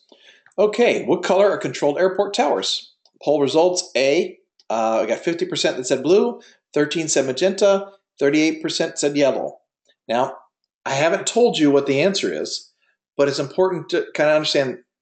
I will assure you, you will get this question right. And here's why.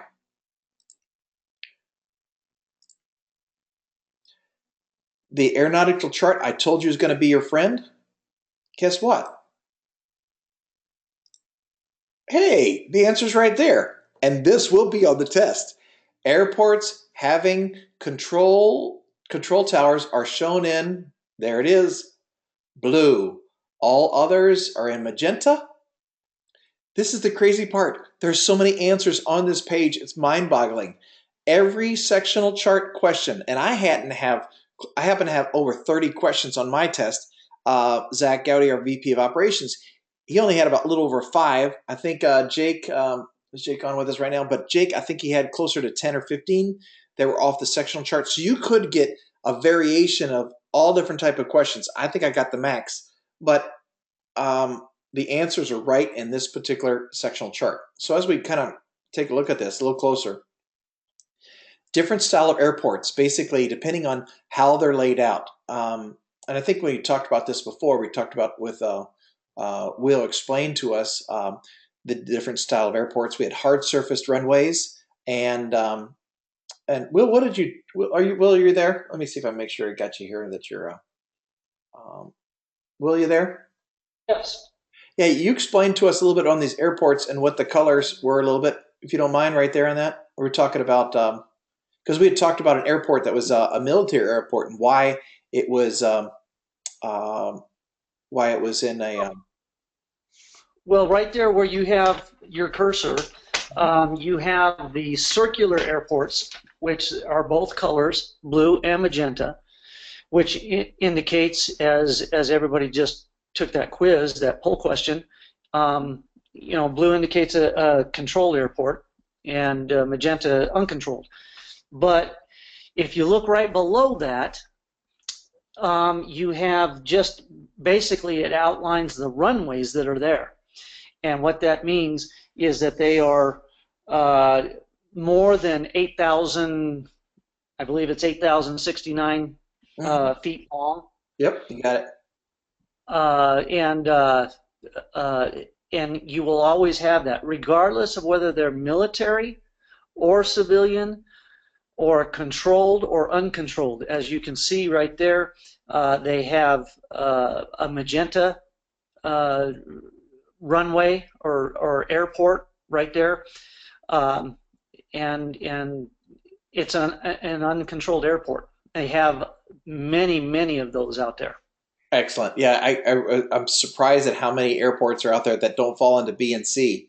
There's hundreds and hundreds and hundreds of airports that are out there that fall in this area. So it's important to understand as you see the designation, as Will pointed out, more solid is a shorter runway, and then you got the longer ones that are there that typically may end up being military. Some of these things go up to 1,500, almost 3 mile long runways. So excellent. Thanks, Will. I really appreciate that.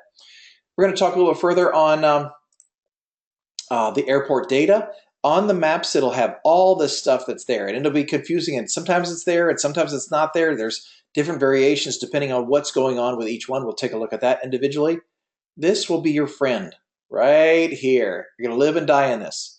I'm gonna give you my favorite little just how I do it. I basically do it A airspace, real simple. Alpha airspace. I'm not worried about it. I'm gonna start with B, which is Bravo, and I'm gonna say that B is going to be my most important, and I'm going to call that it's going to be a solid blue. And even though it's not royal blue, I'm going to call it royal blue as being the king. It's the most important airspace I need to worry about for me, and I'm going to say blue. So all your Class B Bravo airspace is blue. The next will be the Queen. She likes red, and it'll be so royal blue. The Queen is in magenta, red, magenta, and she's solid. So we have solid, King and Queen are solid, and then we go dotted lines. Now we go back to blue again, but this is so Bravo, Charlie, Delta. So blue, royal blue, solid is B airspace. Charlie is magenta, and this is solid. Now you go to D as in Delta. Delta airspace is a dotted blue line, and then we go to E to the surface will be a dotted red line. So it's important for us to take a look at this. Now, for all practical purposes, we are going to ignore Class E airspace with a floor of 700 feet or Class E airspace with a floor of 1,200 feet. On these maps, you're going to see lots and lots of these thicker bordered transitioned colors where it migrates from solid to a lighter color of these Class E airspaces. These are elevated. For us in the UAV world, we're going to ignore that. We're only going to be interested in Class E to the surface. And there will be a question specifically on this. We'll talk about a little later. Then I'm going to talk a little bit more about different types of airspace. We'll go through some miscellaneous. This one will definitely be one you're going to spend a little time on the towers just a little bit on communication boxes for the most part, not so much on nav aids. And then there may be some stuff here. So let's keep on moving on, and I'm going to try to break this. There's lots of stuff here. So what we need to really worry about, I don't know, I went through this as kind of a little fun thing, is weather balloons. So weather balloons can come in all shapes and sizes, or swamp gas. No, I don't know. So I have to have too much coffee. Okay, let's take a look, and I'm going to go through these relatively quickly. Like Will talked about in regards to airspace that's out there. Airports start at the very bottom, basically, with a designation, the smallest ones with just a circle. And then could be, if it's restricted or private use, could be it could be a grass runway of some sort. It could be a long runway. But basically, these would be airports that are out there to be able to be used. As public uses for restricted or private means you need to go to the airport facility directory, find the person or whoever responsible for the airport, call them before you can land at their airport or their runway, and or in case you have emergency, but that's airplanes. But it's important for us to understand these things that are there. Not too worried about this. X means abandoned. Different types of items that are at each particular airport, different things that are there. These what its stars mean, lit, and so forth, will tell you services that are available. So I don't have any questions from the test on those. But I want to make sure you understand different military stuff that's there, but no questions I had there. Heliport is done. You need to make sure you understand too as well. This is for helipads. Basically, all your hospitals, your larger hospitals, will have a helipad like that. And seaports. Here's your seaport, like a little anchor that's there. Nothing here that would be a question on that. Let's go into this. This particular one is your navigational, regards to, not navigational, but each individual airport will have a whole bunch of information around the airport, at least the larger ones that are there. And it'll tell you all kinds of stuff, whether flight services there. It'll tell you if you have any special visual flight rules that are there. Like, I don't need to talk about that but it'll talk to you about the identifier, the location identifier that's there, and it'll be sometimes it'll drop off the first, if it's a K or something like that. This one is important. This will be on the test. CT, control tower, the control tower frequency, and it'll have a primary frequency. This will be at 118.3. Now, it's important. There will be there'll be a specific question on what is the control tower frequency of Des Moines. And they'll ask all the questions of all the frequencies listed. They'll ask you 118.3. They'll ask you 123.8. They'll say 135.2. And they'll all kinds of stuff that'll basically 125. They'll have all the numbers there for you to pick from, but it's control tower frequency. So if there's a star by it, this is important. This means that it may have a certain level of operation of hours. It may be only available from 8 to 8 or daylight or something like that. So if that's the case and it only operates during that particular time, there may be some information that tells what happens. It may default to a Unicom frequency. And if that's the case, then there will be a number next to Unicom that you can actually call in on. There will be a question. There's probably 3 questions off of this particular chart that'll be there for you. One of them is, what's the control tower frequency? And it'll say CT in front of it. The other question will be, what's the control tower frequency when it has a little star next to it and it's after hours? And then you have to default to whatever the Unicom number happens to be. And the third one would be, I think it has to do with the Common Traffic Air Advisory Frequency number. So wherever the C gets moved, and you have to kind of look back to your chart what the C ends up meaning and where it goes. This is CTAF. Maybe I'll come back to explain that a little better. Your ATIS is your Automatic Terminal Information Service. There might be a question on this, but this is where you call in to get weather. So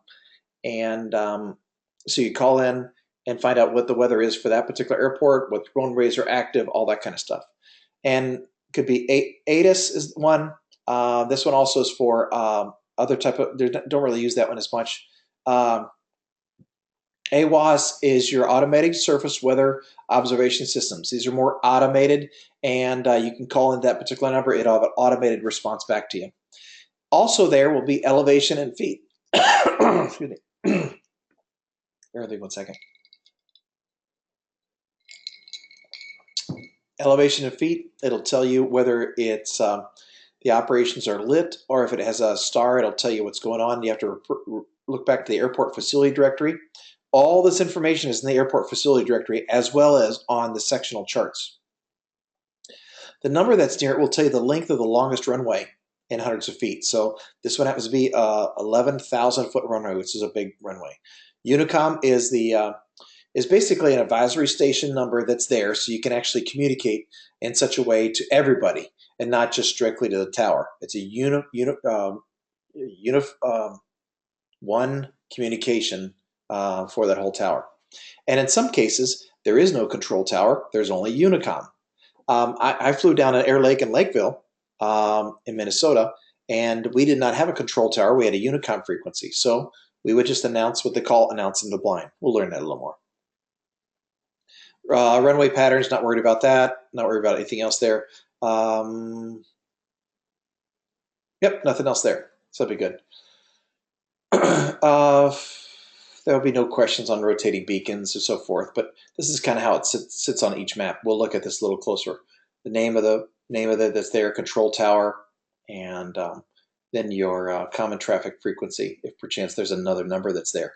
What ends up happening is that this C, if it's moved here or if it's moved over to Unicom, will tell you what the frequency happens to be when the star is in the place, which means that there may be other frequency, other towers that are there. So that C moves down. If perchance there's a star and the C is down here, then this is the Unicom frequency after hours. If it's not, then it moves up here. So I'll give you an idea. Okay, let's keep on moving on. I think there's only going to be one or three questions on that. That one, go from there. There will be no questions on this, but I want to make sure you understand this. This is your VHF omnidirectional radio. We call it a VOR. And this will be all over the maps. And it's kind of like it's slammed on top of all the big airports for sure. How we originally used to fly is these VOR radios would communicate to the radio in your cockpit. And it would tell you on what radio off of this particular one you were on. We were on 0 or 5 degrees, 10 degrees, 15, whatever it happens to be. It would tell you, and you'd know exactly where you were from that radio. So as you out here in flying around, and it would tell you the number you're off of, you could triangulate between that VOR and another VOR, so you know exactly where you are. So the reason I say this is because these are solid lines in a circle around a VFR. It may be a tower because it may be at the airport because the VOR may be there, or it may be offset off the airport. So I'm going to, for all practical purposes, have us ignore the VOR designations on the airport for all practical purposes. The middle of the VOR looks like this, or it could be like this, or like this, all these. And then it would have that surrounding it. Okay. Different types of stations that are out there. You just need to understand basically, just get an idea of what's there, who it is, call letters, information frequency, and so forth. We're not really worried about that, but I just want to make sure you understand the map so you don't feel like you don't know.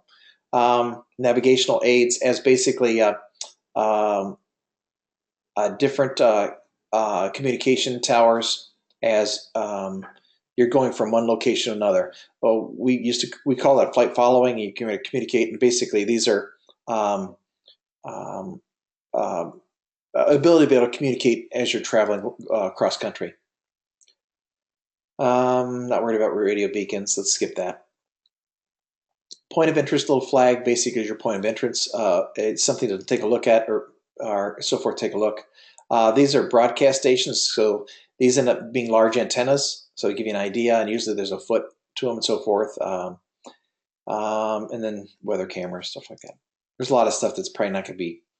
So let's take a look at our B airspace, which Bravo, again, royal blue, so it's king, and it's solid. So that's our class B airspace.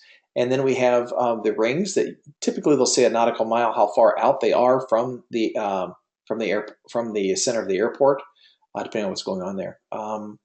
Now, this is important.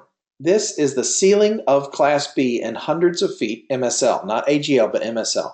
So we kind of have to take a look at that, but it's going to give us a real good indication. This is the ceiling. This is the floor. So this is the lowest level. So as that wedding cake goes up, that tier, the first tier out, it is raised. So that's how far off of the mean sea level it's going to be above the ground. So if you look at this, 40, and you have to add 2 zeros onto this. This is where it gets a little confusing. So this number, as you look at it, is 40,000 feet MSL, and this is 80,000 feet MSL.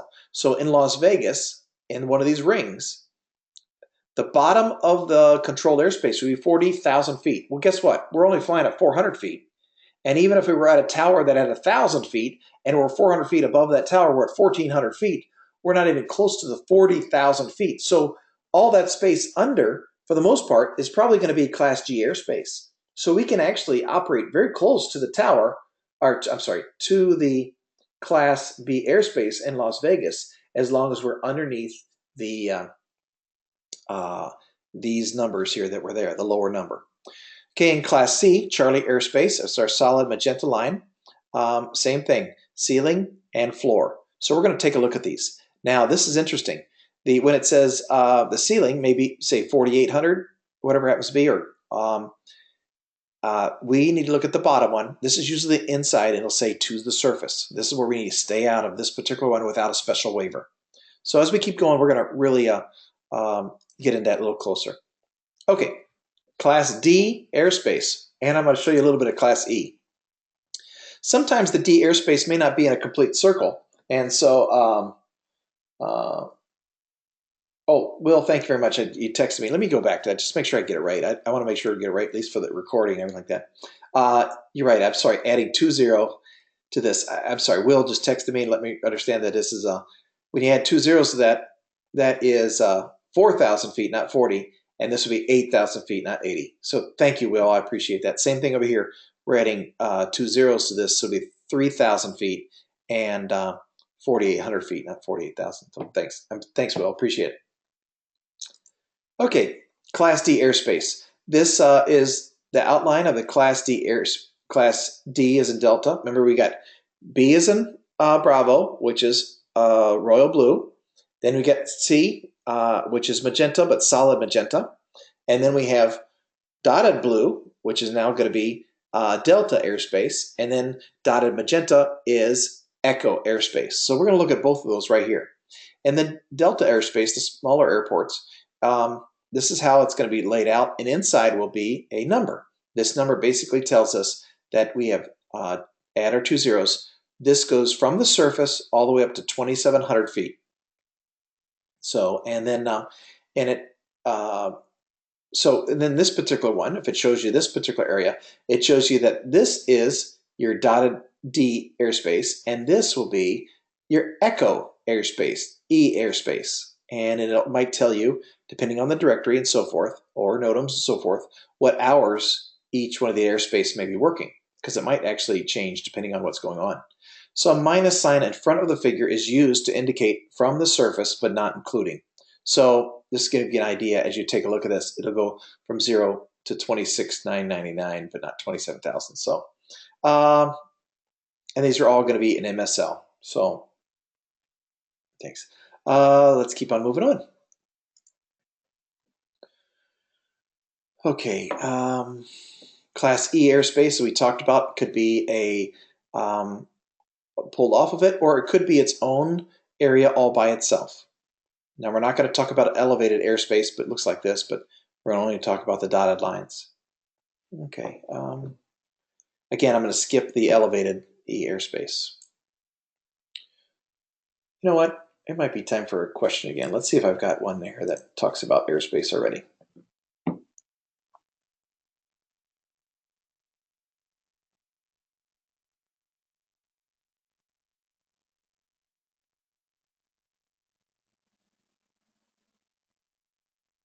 Well, I'm going to throw this one out to you. Let's see how this works. According to 14 CFR Part 107, how may a remote pilot and command, remote PIC, operate in unmanned aircraft operate an unmanned aircraft in Class C airspace? A, the RPIC must have a prior authorization from ATC. B, the RPIC must contact the ATC after launch. C, the RPIC must monitor ATC frequency from launch to recovery. There's your poll question for those that are eating their popcorn.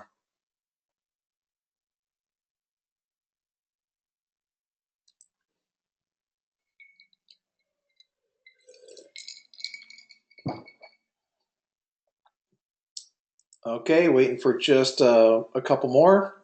Yep, there we go. Excellent. Thank you, guys. So let's publish our results. You guys are right on the money. No matter what, if you're operating in Bravo, Delta, or Bravo, Charlie, Delta, Echo, you must have prior authorization from ATC.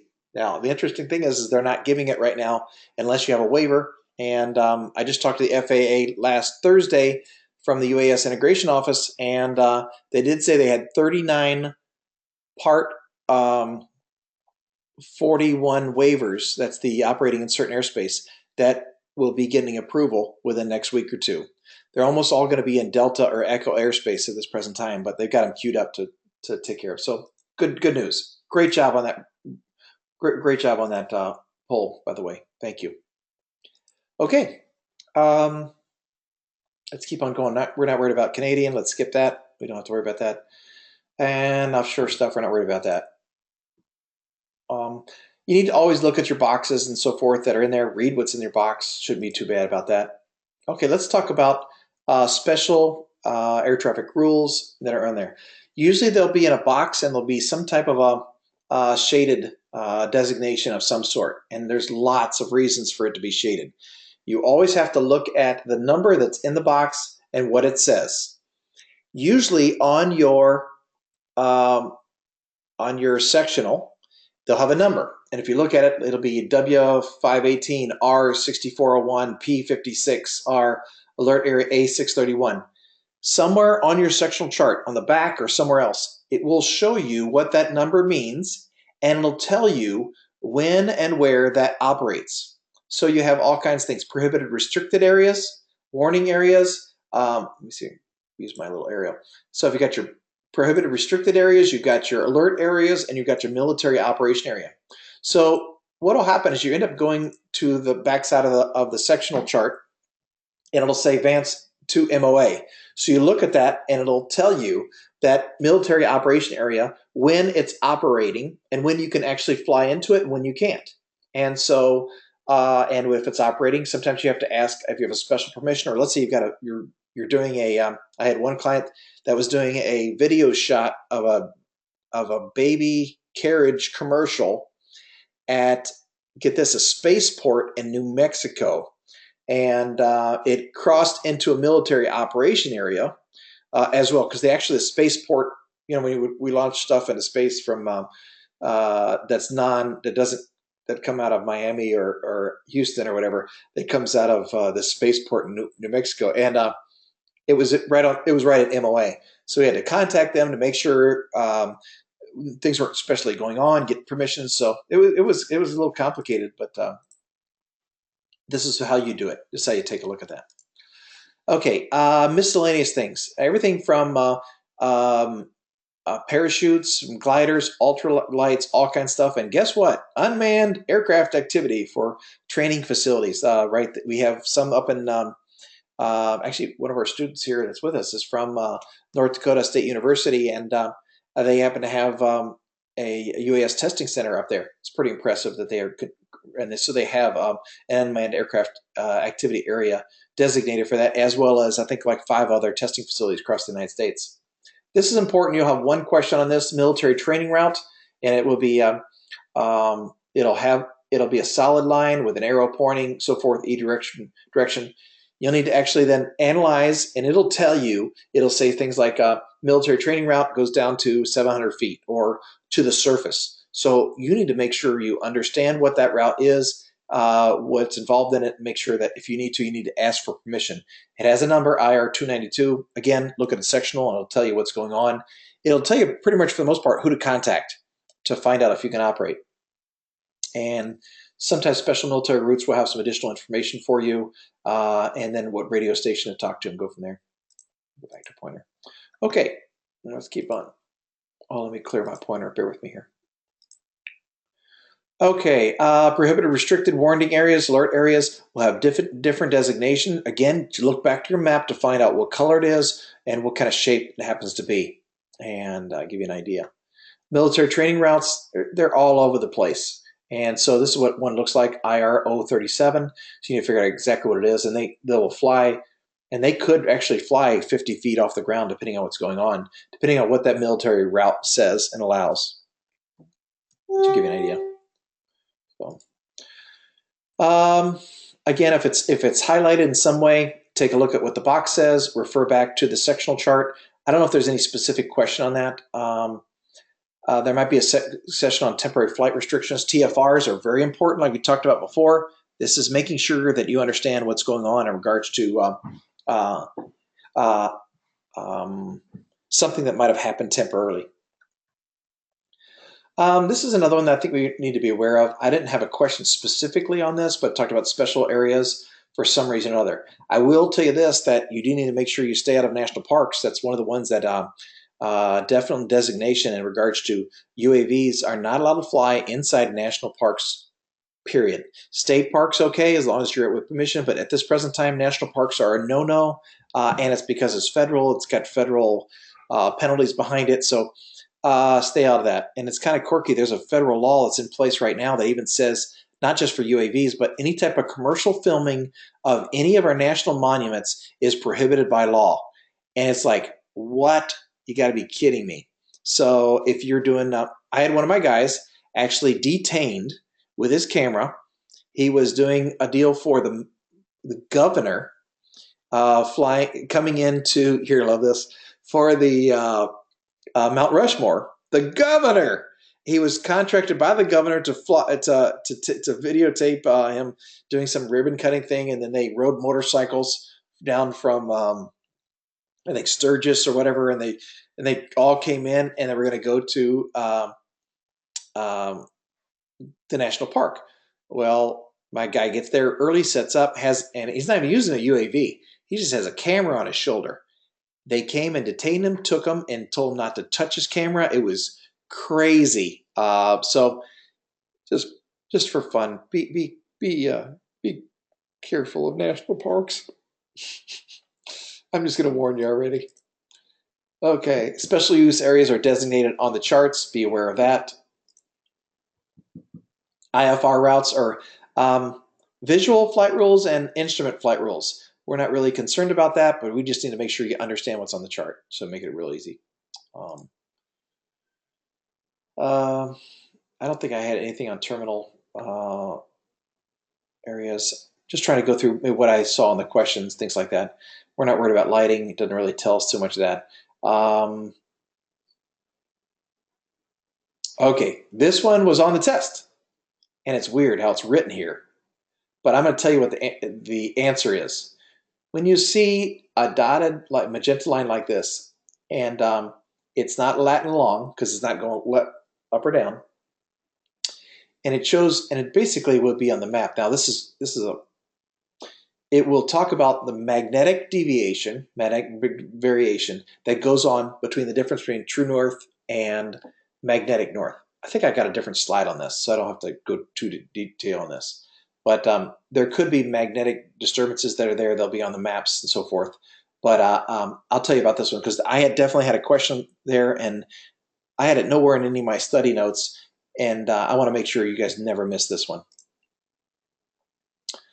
Intersections, when things intersect, you go from there. Beacons with the lights are on. I'm not worried about maritime lights. VFR checkpoints are a little star, or little flag, you can actually see it and so forth. That this is like a white protruding monument. It goes about maybe 20 feet in the air as your VOR. And then maybe you'll see, private airports and so forth as need be as a point to take a look at. Okay, here we go. High intensity obstruction lights. This is important. This will be on the test. Okay, so whenever it has a little one of these little electric things or little, this is that it's lit. These lights are on, and they could be sometimes part time or so forth. But this is a these lights then are on during that nighttime would be if you have on the map, it'll show this picture like this. That means that it's not over 1,000 feet. So this one with the longer neck on it, it basically shows that it's a lighted tower and it's over 1,000 feet. Because there will be a question. Actually, maybe I'll pull that question up after we're done here. So wind turbines, if they've got lights on them, group obstructions. So when there's 2 or 3 towers within the proximity of each other, they use this designation like an M or like a mountain look. So for there's multiple towers right next to each other, multiple like windmills or whatever. This shows that if you have multiple towers, but only one of them has a lighted tower, this one has multiple lighted towers. Go for it and give you an idea. So, and these are um, like over 1,000 feet, which means with the longer neck versus just the little TP version. So give you an idea. That's important. Nothing on wind turbine farms, nothing on this one, but I just want to give you this answer anyway. This is the maximum elevation of a particular geographic area on the map. So it might say 2.9. So basically, this will be your maximum elevation of that particular hill. Is usually what it means. It's for basically for visual flight rules. But this is on the map as you'll see it. So you'll see those numbers like that. Don't be scared of them. You should be good. And these are going to be all over the map. They're all there. Okay, here's now if we look at an obstruction, this could be a building or it could be a tower of some sort, but it'll have it displayed. And it might even say building or like a smokestack or something like that. Now, how they're laid out is they'll say 1473. 1473 is the height in MSL, mean sea level. We are concerned about what? AGL, above ground level. So above ground level will always be in parentheses right below it. So this building, as it is 394 feet tall. So my natural question is, how high can I fly my drone above that particular building? So what do? We add our 400 feet onto it. So guess what? 794 feet above it or next to it. We can fly when you're below 400, you can fly a lot of feet, but I'm just saying you can go up to 400 feet above that particular building. And this one be under construction. This is an important one. You'll see this one all the time. 1,529 feet. This is a monster tower. So again, we can fly as long as it's in Class G airspace. We can fly 1,929 feet. Isn't that crazy? As long as you can see your drone. Wind turbine, give you an idea. Again, group towers or buildings. They'll be right next to each other, and they'll have a designation right next to it. Give you an idea. And this will always be the highest peak. If there's 2 next to each other, like here, this one is for that peak. So, some warning things to look at. Make sure you do read all the boxes in the maps. And like insets, things like that. It might be able to tell you what's going on. Inset, see the if there's another picture inside of a picture or so forth, or if there's a different area, to make sure you take a look at those outline.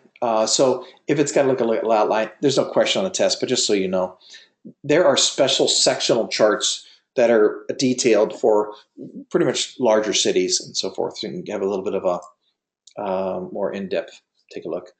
Not on the test, but just good to know. Railroad marking or markings for roads, things like that, for the large roads, things like that, trails. Highway markings, they're on there too as well. There are a couple questions in regards to, actually there was one about a train. Let me see if we can go to that. So there was a question and it talked about you had a job to take aerial pictures of a train going from a city north of Des Moines through Des Moines to the bottom of Des Moines. And do you need air traffic control?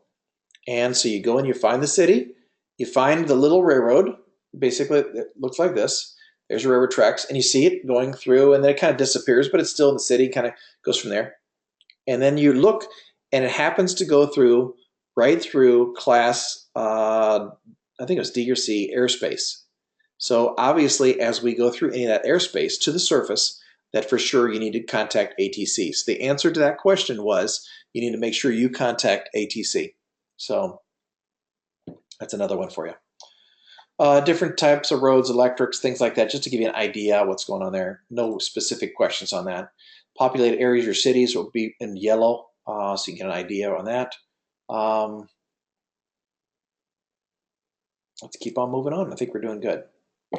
Power lines, stadiums, they'll label certain important things that are there. Give you an idea. Here's your creeks, so shouldn't be too big of a deal. Visual stuff that you can see from the air are typically on these maps.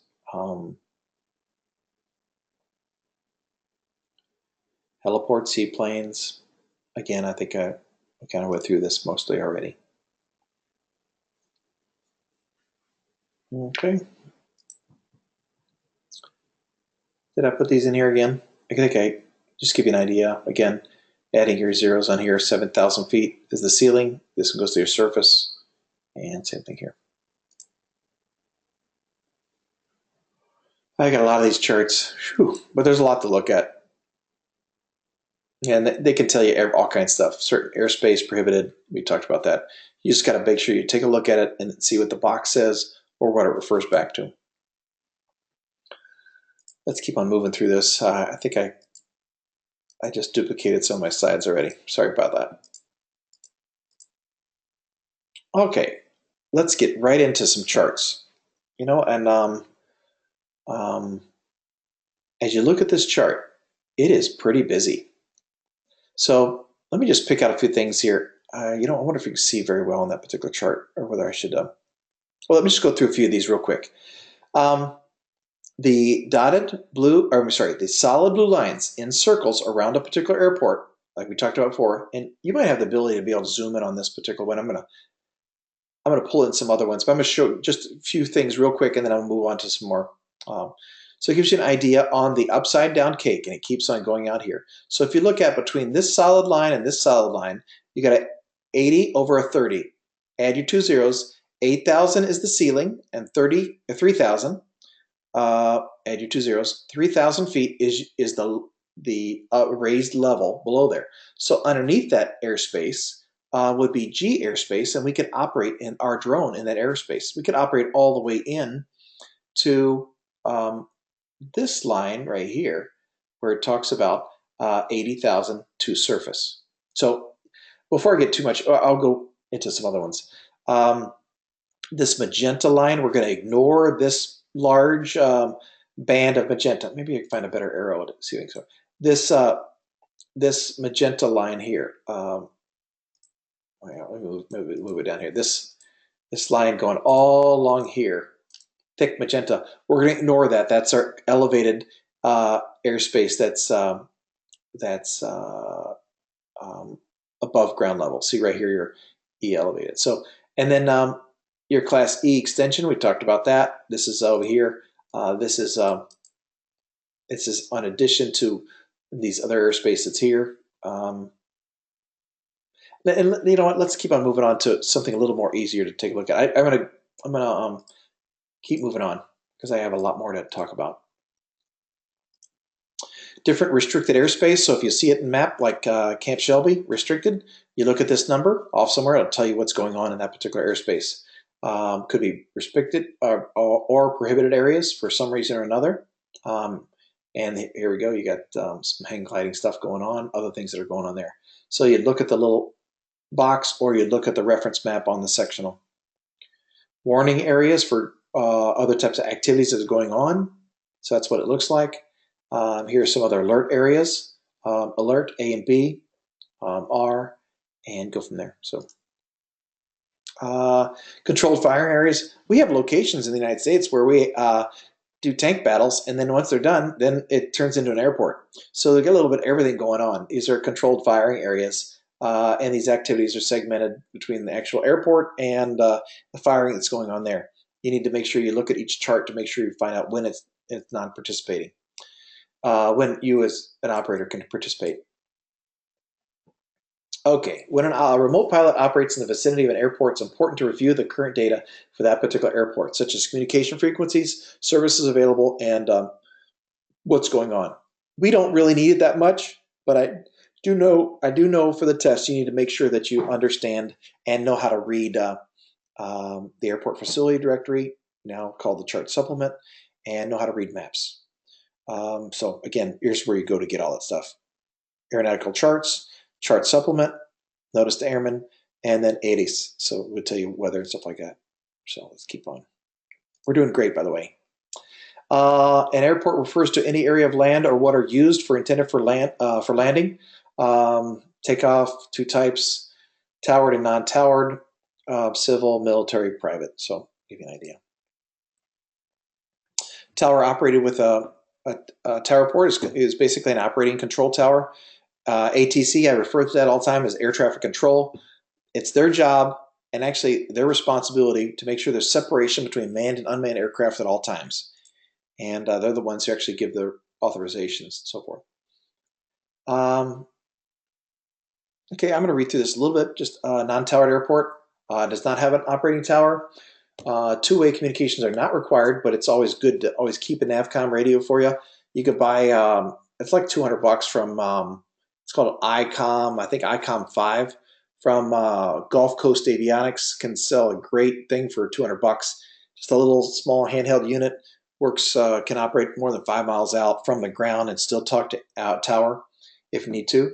And it's a basically good way to monitor what's going on in the area, especially in Class G airspace, when you can monitor the Unicom frequency and occasional announce. And I think I might have a slide on this later, but you can basically announce into the blind, they call it.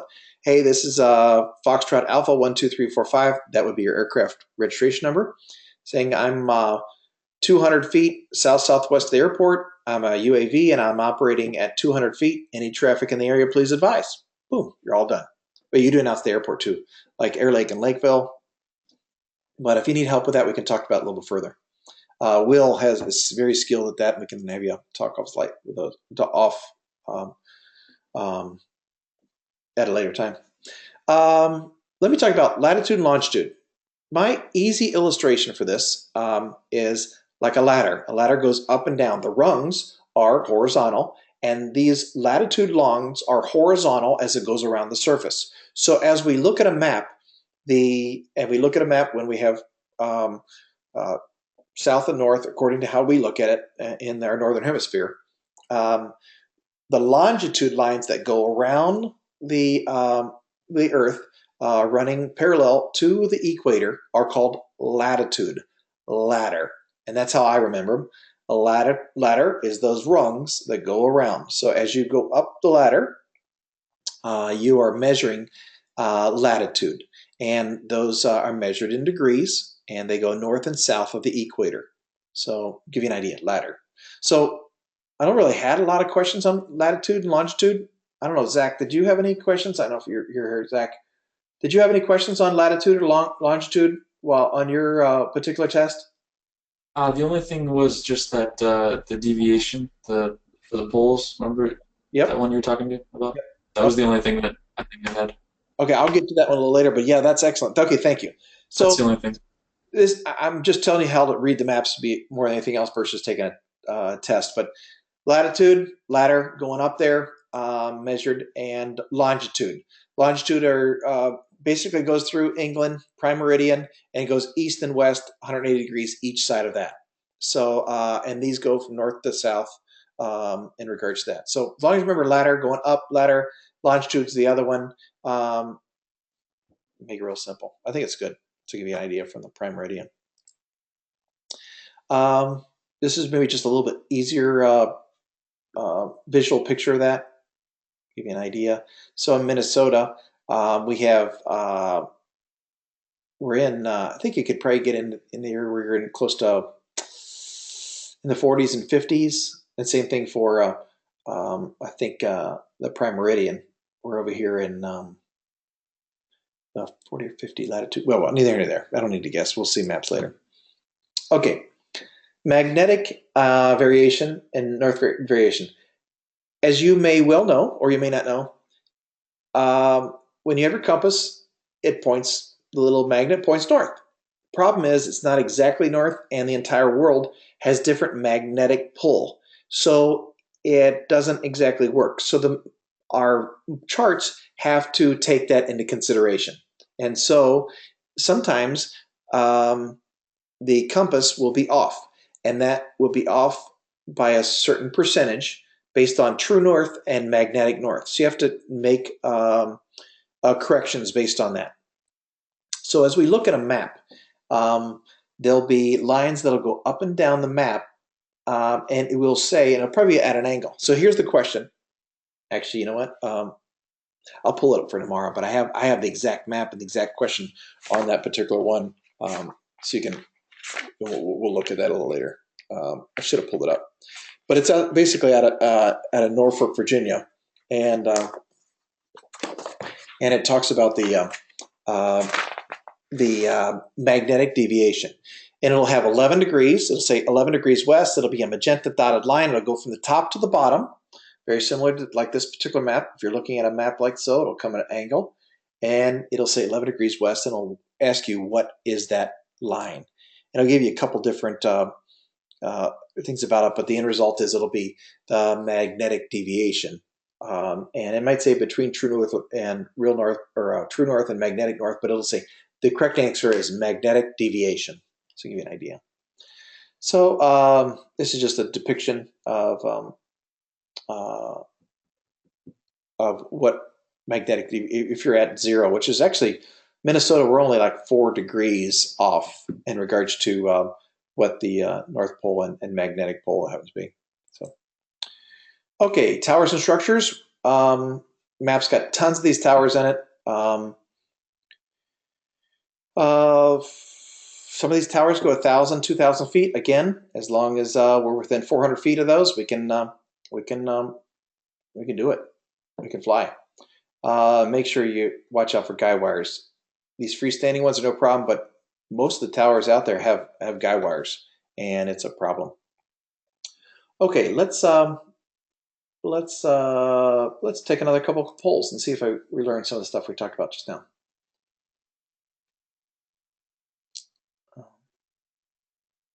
Bank angle, load factor. Oh, we haven't talked about weather frequency yet. You know what? I don't know if I have a lot of these that are in here. Bear with me, and I apologize. I'll clean up a little further. Well, let's. How are we doing on time? About another 20, 15 minutes. 15 Yeah, minutes? you got some time to questions. Yeah. I was wondering if I might be want to go into another. Um, some of my questions are going to be questions that I haven't covered yet, so it's kind of one of those things that show you what you don't know or what you do know. But let me just whet your appetite just a little bit, um, and then we'll.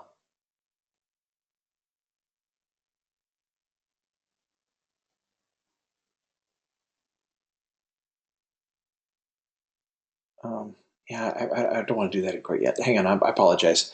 Let's I'm going into weather. You know, let's stay before we go into weather. Let me just stay with a couple charts, if that's okay. Um, Well, you can just take some time, answer some questions, and we can jump on weather next time. questions you got? Let me stay with charts for just a little bit. I'm going to exit out of here real quick if you don't mind, and I'm going to go into um, I'm going to zoom into some charts to make it a little bit easier for us to see. So let's take a look at now. Just to let you guys know, I am working off of um, VFRmap.com. There's quite a few others. There's SkyVector that you can use. I don't like SkyVector as much, but I happen to like the VFR map. It's pretty easy to jump to and take a look. So I'm Minneapolis, St. Paul, and it'll drop me right in here. This is a very pretty picture in regards to Minneapolis, St. Paul. So I can dive in, and you can zoom in. I hope it doesn't make you guys go sick here, but let's zoom right into Minneapolis, St. Paul, and take a look at it. Um, Zach, is that pretty easy? Can you see that pretty well from there? Yeah, it's okay. Okay, can you see my little pointer? Is my pointer working? Like right around, It's a little small, but a little small? It doesn't really give me an idea to make it any bigger for right now, so I apologize. So, okay, uh, so this Minneapolis St. Paul VFR map, and I'm going to zoom in really close here to give you an idea. So what we've got is I'm going to ask you for your own answer here. Um, what class airspace is Minneapolis St. Paul Airport? So we got Bravo, Charlie, Delta, Echo. So again, Bravo, Royal Blue, Solid Blue. That is what it is, Class B. Very good. And it's a very busy airport. It's got multiple runways. We take a look at it. Now, if we got a lot of things happening. This is a very complicated airport here. So, but here's what we want to see. So you take your number at the top, add 2 zeros to it. 10,000 feet MSL is the height of the top of this particular tower. Now, this circle inside the middle here goes all the way to the surface. So that's 6 nautical miles out. Now, it's interesting here. If we take a look at this, one of our clients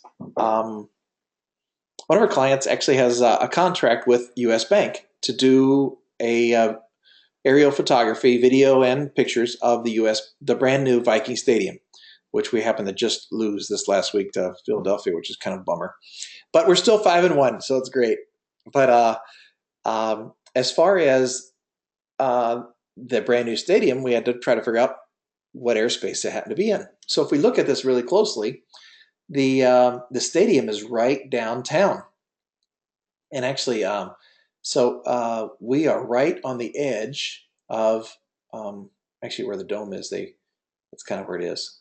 This might be the other stadium for the University of Minnesota and the fairgrounds. But here's where the dome is, and then here's where our other baseball stadium, the Twins, play. So here's the dome. It's outside that space. So if we look at the difference between the two, we'll see. Now this is important because this will be on the test, not the Vikings or stadiums, but these kind of questions and this kind of map. So this is real important to understand. So the second ring, if we look at the second ring, right up here, where it talks about the upper level is 100. Add the 2 zeros to it. That puts us at 10,000 feet. Is the top lever of this the top level, and then the lower level. Below that lower level will be Class G airspace, and that Class G airspace is elevated, and it starts at add 2 zeros to the 23, puts us at 2,300.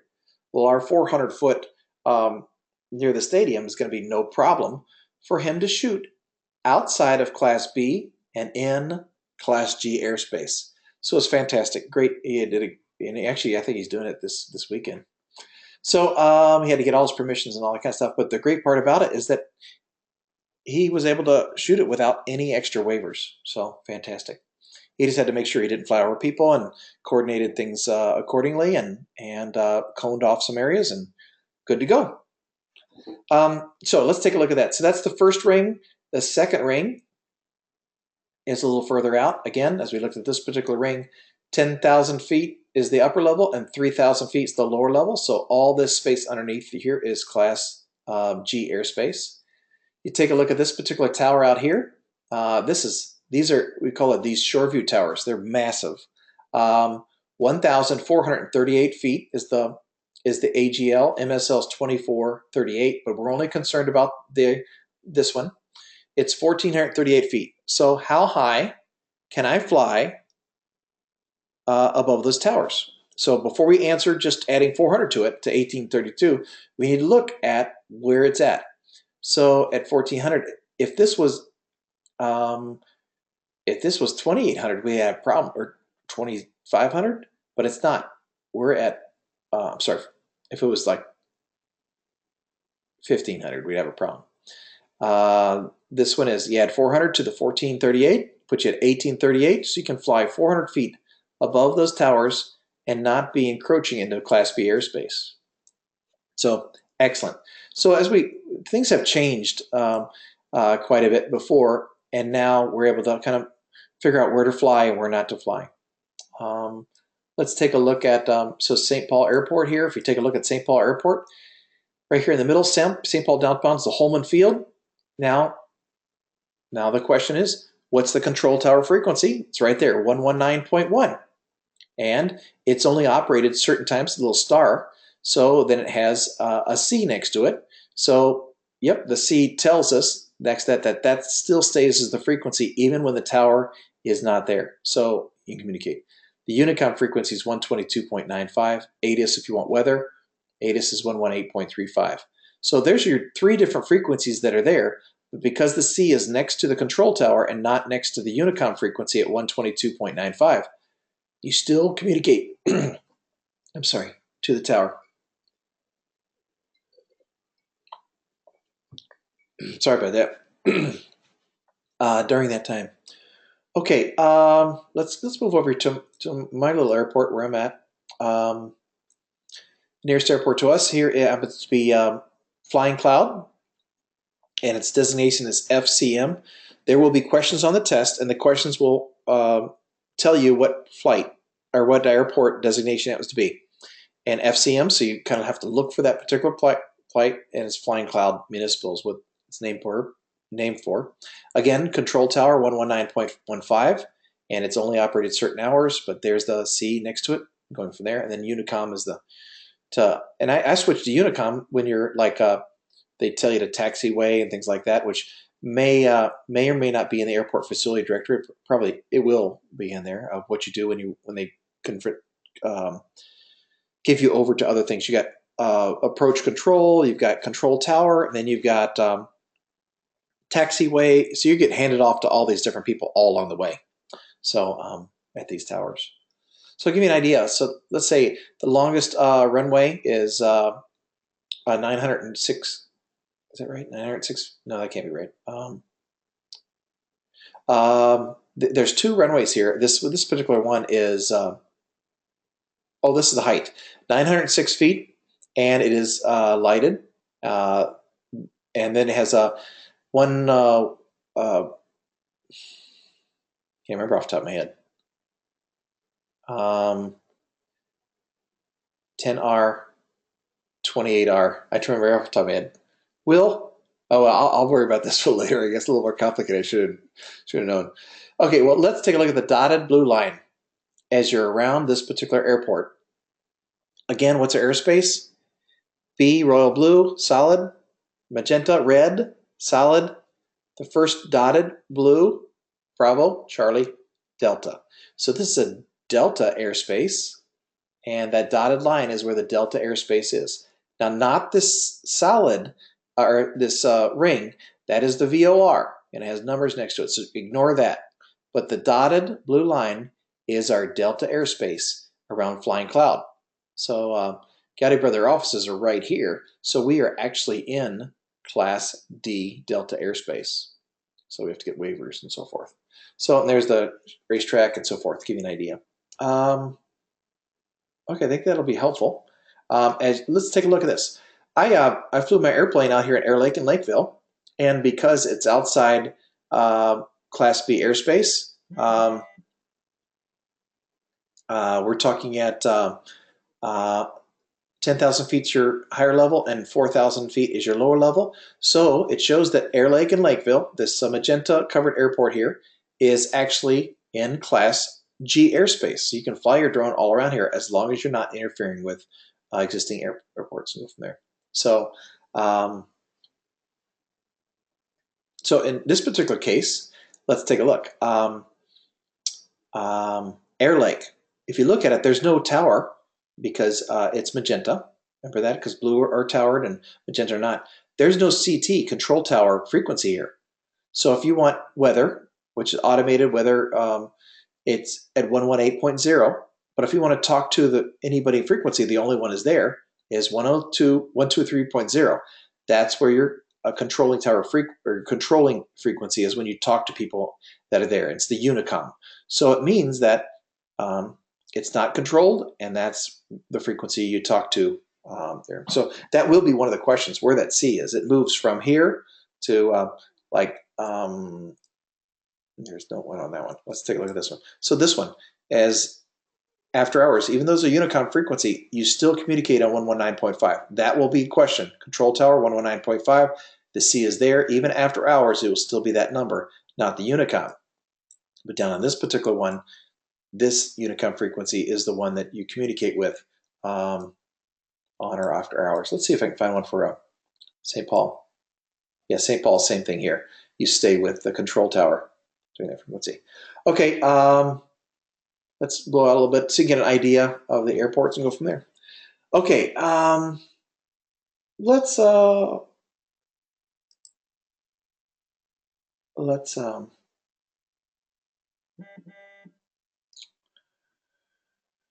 okay. I think I'm doing pretty good. I don't want to jump into another topic quite yet because I've got we can start talking about that tomorrow. We got 10 minutes left. You know, I'm going to give you guys a little break. We've made through 117 slides. We have less slides to go through on Thursday, and we'll go from there. Does anybody have any questions or anything like that that they want or that they ask? Raise your hand if you would like to. There's a whole bunch of you if you raise a hand or not, so forth. Or if you're feeling good about it, I've got you a lot of information that's there already. I can let you guys go early, maybe 6 minutes early. So I think that's what we're going to vote for. I think everybody's willing to leave a little bit early today. I want to thank you so very much. Really appreciate you for just kind of choking down this this information. It's so fast giving it to you, but I really appreciate it. We'll be doing quite a few more polls on Thursday. We'll do the same thing. I'll send some information, another sign up for Thursday at 6:30 Central Time. Go from there. I really hope this was helpful.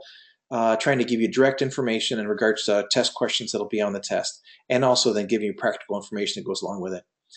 Really do appreciate it. If you need any help, send me an email right away. One last thing, if you do not have access to our Learning Center, that's the self-paced study course, email me at info@goudybrothers.com and I'll get you that access either tonight or first thing tomorrow morning, so you can start learning on your own pace. A lot of the questions that I'm taking from our Learning Center. I'm only taking a small portion. We have over 130 test questions there. So thank you guys very much. Really appreciate all your time and staying attentive and being with us. We're going to go ahead and end right now, and you have a great evening. We'll catch you guys on Thursday at 6:30 Central Time. If you have any questions, please email us again at info@goudybrothers.com. Thanks again and have a good evening. Thanks, everybody.